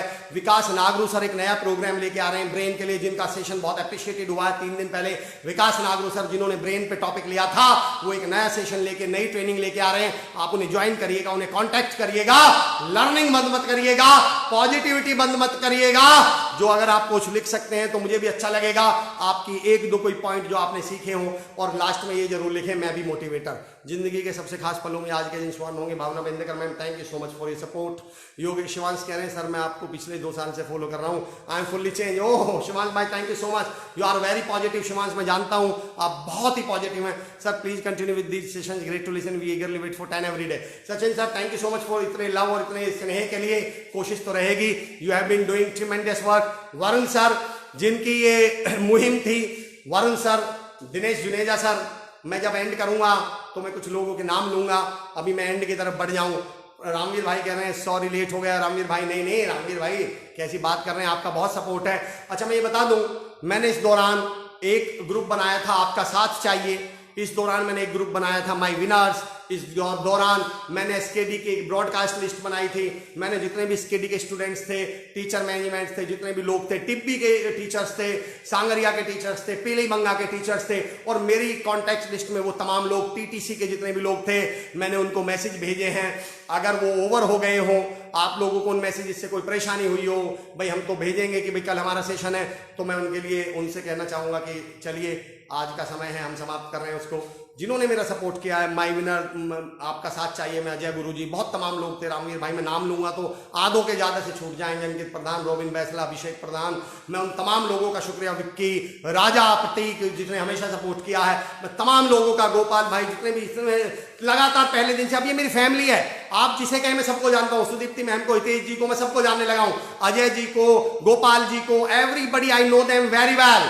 सुमित सर तो मेरे भाई हैं, घर है मेरा, मयंक सर, सब तमाम लोग, उनका ज्ञानी सूर्यवंशी जी, मैं भी motivator, thank you sir, fantastic sir. जब आप लॉकडाउन की बात होगी इस मुहिम को हमेशा याद करा जाएगा, थैंक यू सो मच। मैं भी मोटिवेटर। अच्छे कर्म हमेशा किस्मत पर भी होते हैं, I totally agree with you. क्या किस्मत पर भारी होते हैं, वेरी गुड। मैं भी मोटिवेटर सर, अब जब लॉकडाउन, मैं भी मोटिवेटर, मैं भी मोटिवेट्स ग्रेट टाइम, बहुत सारे लॉक ओपन हो गए। Rajesh sir thank you so much, सब आपका प्यार है। One have learned a lot from you, thank you, बहुत बहुत शुक्रिया। मैं आदरणीय बाबूलाल जुनेजा सर जो ट्रस्ट के अध्यक्ष भी हैं, एसकेडी के फाउंडर भी हैं, श्री कुशाल दास विश्वविद्यालय के आदरणीय Dinesh Juneja sir chairperson SKD Shri Kushal Das विश्वविद्यालय, कृष्णा यादव बड़ी मैम, कृष्णा यादव मैम जो जीपीएस स्कूल एसकेडी की बहुत मतलब पिलर हैं, वरुण यादव सर डायरेक्टर साहब बहुत बहुत जो श्री कुशाल दास विश्वविद्यालय को चला रहे हैं। मैं आप तमाम लोगों का बहुत शुक्रिया अदा करता हूं इतने बेहतरीन मुहिम के लिए, इस बेहतरीन अपॉर्चुनिटी के लिए। आप तमाम लोगों से रिक्वेस्ट करता हूं कि अगर आप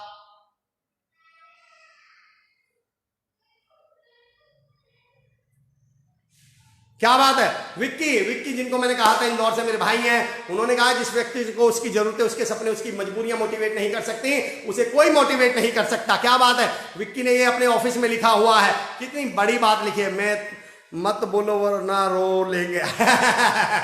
also the next talk show we have planned will be a big hit. हाँ जी, मैं Varun sir thank you so much for reminding me. दोस्तों कल से हम एक नया टॉक शो लेकर आ रहे हैं इसी पेज पर। उस टॉक शो को हमने नाम दिया है शख्सियतें। क्या नाम है? शख्सियत। उस टॉक शो में हम हनुमानगढ़, राजस्थान और तमाम भारत की ऐसे लोगों से आपको रूबरू कराएंगे जो फर्श से अर्श तक अपने दम पर पहुंचे हैं, जिन्होंने ना केवल आसमान छुए कामयाबी के, लेकिन अच्छाई की जमीन भी नहीं छोड़ी, जो बिजनेस टाइकून तो बड़े बने पर आज की जिनके दिल में आज भी जमीन मिट्टी धड़कती है, आज भी अपने लोगों के लिए प्यार है। हम उनकी कामयाबी की कहानियां सुनेंगे, उनके कामयाबी के बारे सूत्र जानेंगे और हम जानेंगे कि उन्होंने ये कामयाबी कैसे हासिल करी, उनके मैसेज क्या है सोसाइटी के लिए। कल इसी पेज पर श्री कुशाल दास विश्वविद्यालय के पेज पर कल 11 बजे I will be hosting that program. मैं उस प्रोग्राम को होस्ट करने वाला हूं। प्रोग्राम का नाम है शख्सियतें, तो जिसमें हम तमाम कामयाब लोगों को बुलाने वाले हैं, उनसे हम बातचीत करेंगे, उनके अनुभव समझेंगे, उनके अनुभव सुनेंगे और यकीन जानिए उनके अनुभव हमारी जिंदगी में बहुत बड़ा बदलाव ला सकते हैं, एक ब्रेक थ्रू दे सकते हैं हम लोगों को। तो कल 11 बजे इसी पेज पर आपसे मुलाकात होगी, जाना कहीं नहीं है। ये कॉलेज बंद है, नॉलेज नहीं वाली सीरीज खत्म हुई है, पेज का मुहिम श्री कुशाल दास विश्वविद्यालय की मुहिम खत्म नहीं हुई और कल से एक नई मुहिम शुरू हो रही है, शख्सियतें। Joy sir thank you so much. Ashish Jaiswal you have filled my head with knowledge yet you have also filled my heart with the love. ओ क्या बात है Ashish sir, thank you so much. क्या पॉइंट लिखा है आपने? मैं भी motivator will be waiting for your sessions again sir. कल 11 बजे हमारा प्रोग्राम है शख्सियतें, जहां पर हमारे साथ डॉक्टर सिहाग होंगे, एक बहुत बड़े आई वुड से कि बहुत नामचीन डॉक्टर हनुमानगढ़ के, बहुत बेहतरीन शख्सियत हमारे साथ होंगे। हम उनके अनुभव जानेंगे, उनकी यात्रा जानेंगे। तो आज को हम वाइंड अप करते हैं, साइन ऑफ करते हैं। मैं भी मोटिवेटर जितने लोग हैं वो लिख सकते हैं। ये हुई ना बात sir, new show Bhavna Bhendekar ma'am thank you so much. आइए दोस्तों आज हम टाटा बाय बाय करते हैं, मैं भी मोटिवेटर के साथ। आप मैं भी मोटिवेटर लिखिए और मैं एक शेर सुनाता हूं आपको कि सितारों को आंखों में महफूज रखना, बड़ी दूर तक रात ही रात होगी और मुसाफिर हैं हम भी, मुसाफिर हो तुम भी, किसी मोड़ पर फिर मुलाकात होगी। दोस्तों कल मुलाकात होगी आपसे 11 बजे। जब तक मैं पूर्ण रूप से मोटिवेटर नहीं बन जाता मैं आपको नहीं जाने दूंगा। हितेश भाई ये हुई ना बात सर, आपने बिना पानी पिए इतना पसीना बहाया हमारे लिए। हाय हाय हाय निशरीन कातका साहब आपने ये बात सुन ली, मैं आपने ये निशरीन कातका जी आपने नोटिस कर ली, यही मेरे लिए बहुत बड़ी बात है।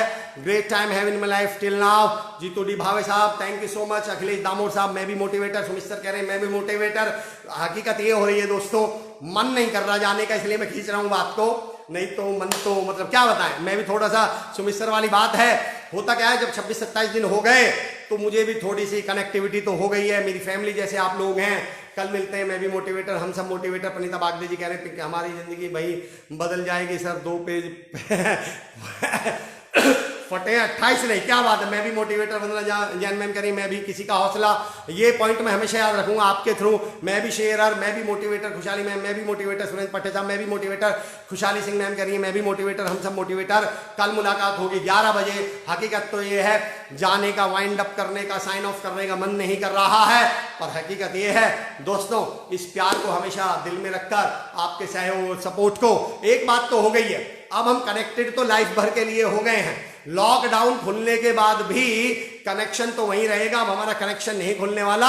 लॉकडाउन बेशक खुल जाए, अब हमारी कनेक्टिविटी तो सारी जिंदगी के लिए कनेक्ट हो गए, हम बंद गए हैं। जितेंद्र नागर भाई जी कह रहे हैं मैं भी मोटिवेटर, राज सराय साहब मैं भी मोटिवेटर, भावना बेंदेकर साहब मंजिल पर में साथ होंगे, मैं भी मोटिवेटर, शमाकांत पांडे सर, उमेश येले साहब। मैं आप सबसे रिक्वेस्ट नहीं, अब मैं रिक्वेस्ट नहीं करूंगा, मैंने वो 50 वाली बात, मैं आपसे वादा चाहता हूं, मैं आप लोगों से इस समय तो गुरु दक्षिणा तो नहीं मांगूंगा, पर आपसे ये वादा चाहता हूं कि आज के बाद हम किसी का डर नहीं, किसी का हौसला बनेंगे, हम पॉजिटिविटी को फैलाएंगे, हम मोटिवेशन फैलाएंगे। जहां जाएंगे हमारे सामने हमें देखकर कोई मोटिवेटेड तो होगा कि सर आगे, सर संभाल लेंगे, भैया संभाल लेंगे, दीदी संभाल लेंगे, डरेगा कोई नहीं। हम मोटिवेटर बनेंगे, हम मोटिवेशनल मैसेंजर बनेंगे, हम बनने वाले हैं किसी का हौसला ना कि किसी का डर। दीपक भोसले जी 28 पेज पर जरूर ध्यान देंगे sir. Jain sir love you, मैं भी मोटिवेटर। चलिए दोस्तों, वक्त आ गया साइन ऑफ करने का। कल हमारी नई सीरीज श्री कुशाल दास विश्वविद्यालय की नई मुहिम, आदरणीय बाबूलाल जुनेजा सर, दिनेश जुनेजा सर, श्री बड़ी ma'am Krishna Yadav ma'am, Varun Yadav sir, उनकी नई मुहिम श्री कुशाल दास विश्वविद्यालय के पेज को आप लाइक कर सकते हैं। आप श्री कुशाल दास विश्वविद्यालय की वेबसाइट पे जा सकते हैं और जानने की कोशिश कर सकते हैं कि श्री कुशाल दास विश्वविद्यालय कितनी बेहतरीन काम कर रहा है एजुकेशन के काम में। आपके आसपास कोई लोग हों, हनुमानगढ़, राजस्थान या दूर बिहार, यूपी के भी लोग हों, बाहर के भी लोग हों, एमपी के लोग हों, अगर उनसे कोई संपर्क हो और वो आपसे कभी पूछे तो आप एक बार, मैं ये नहीं कहता कि आप भेज दो, पर मैं ये जरूर कहता हूं कि अगर उन्हें सलाह देनी है तो अच्छी सलाह दो। हो सकता है आप उनसे ये कहे हो कि एक बार भी श्री कुशाल दास विश्वविद्यालय फोन करके देख लो, विजिट करके देख लो। अगर आपको लगे कि वो लोग काम ईमानदारी से और बढ़िया कर रहे हैं तो उससे अच्छी जगह तो दुनिया में कोई हो नहीं सकती। Thank you so much, thank you for your support, your प्यार, योर लव। जय हिंद। उंगली नहीं, जिम्मेदारी उठाइए। क्या बात है सचिन टंडन सर।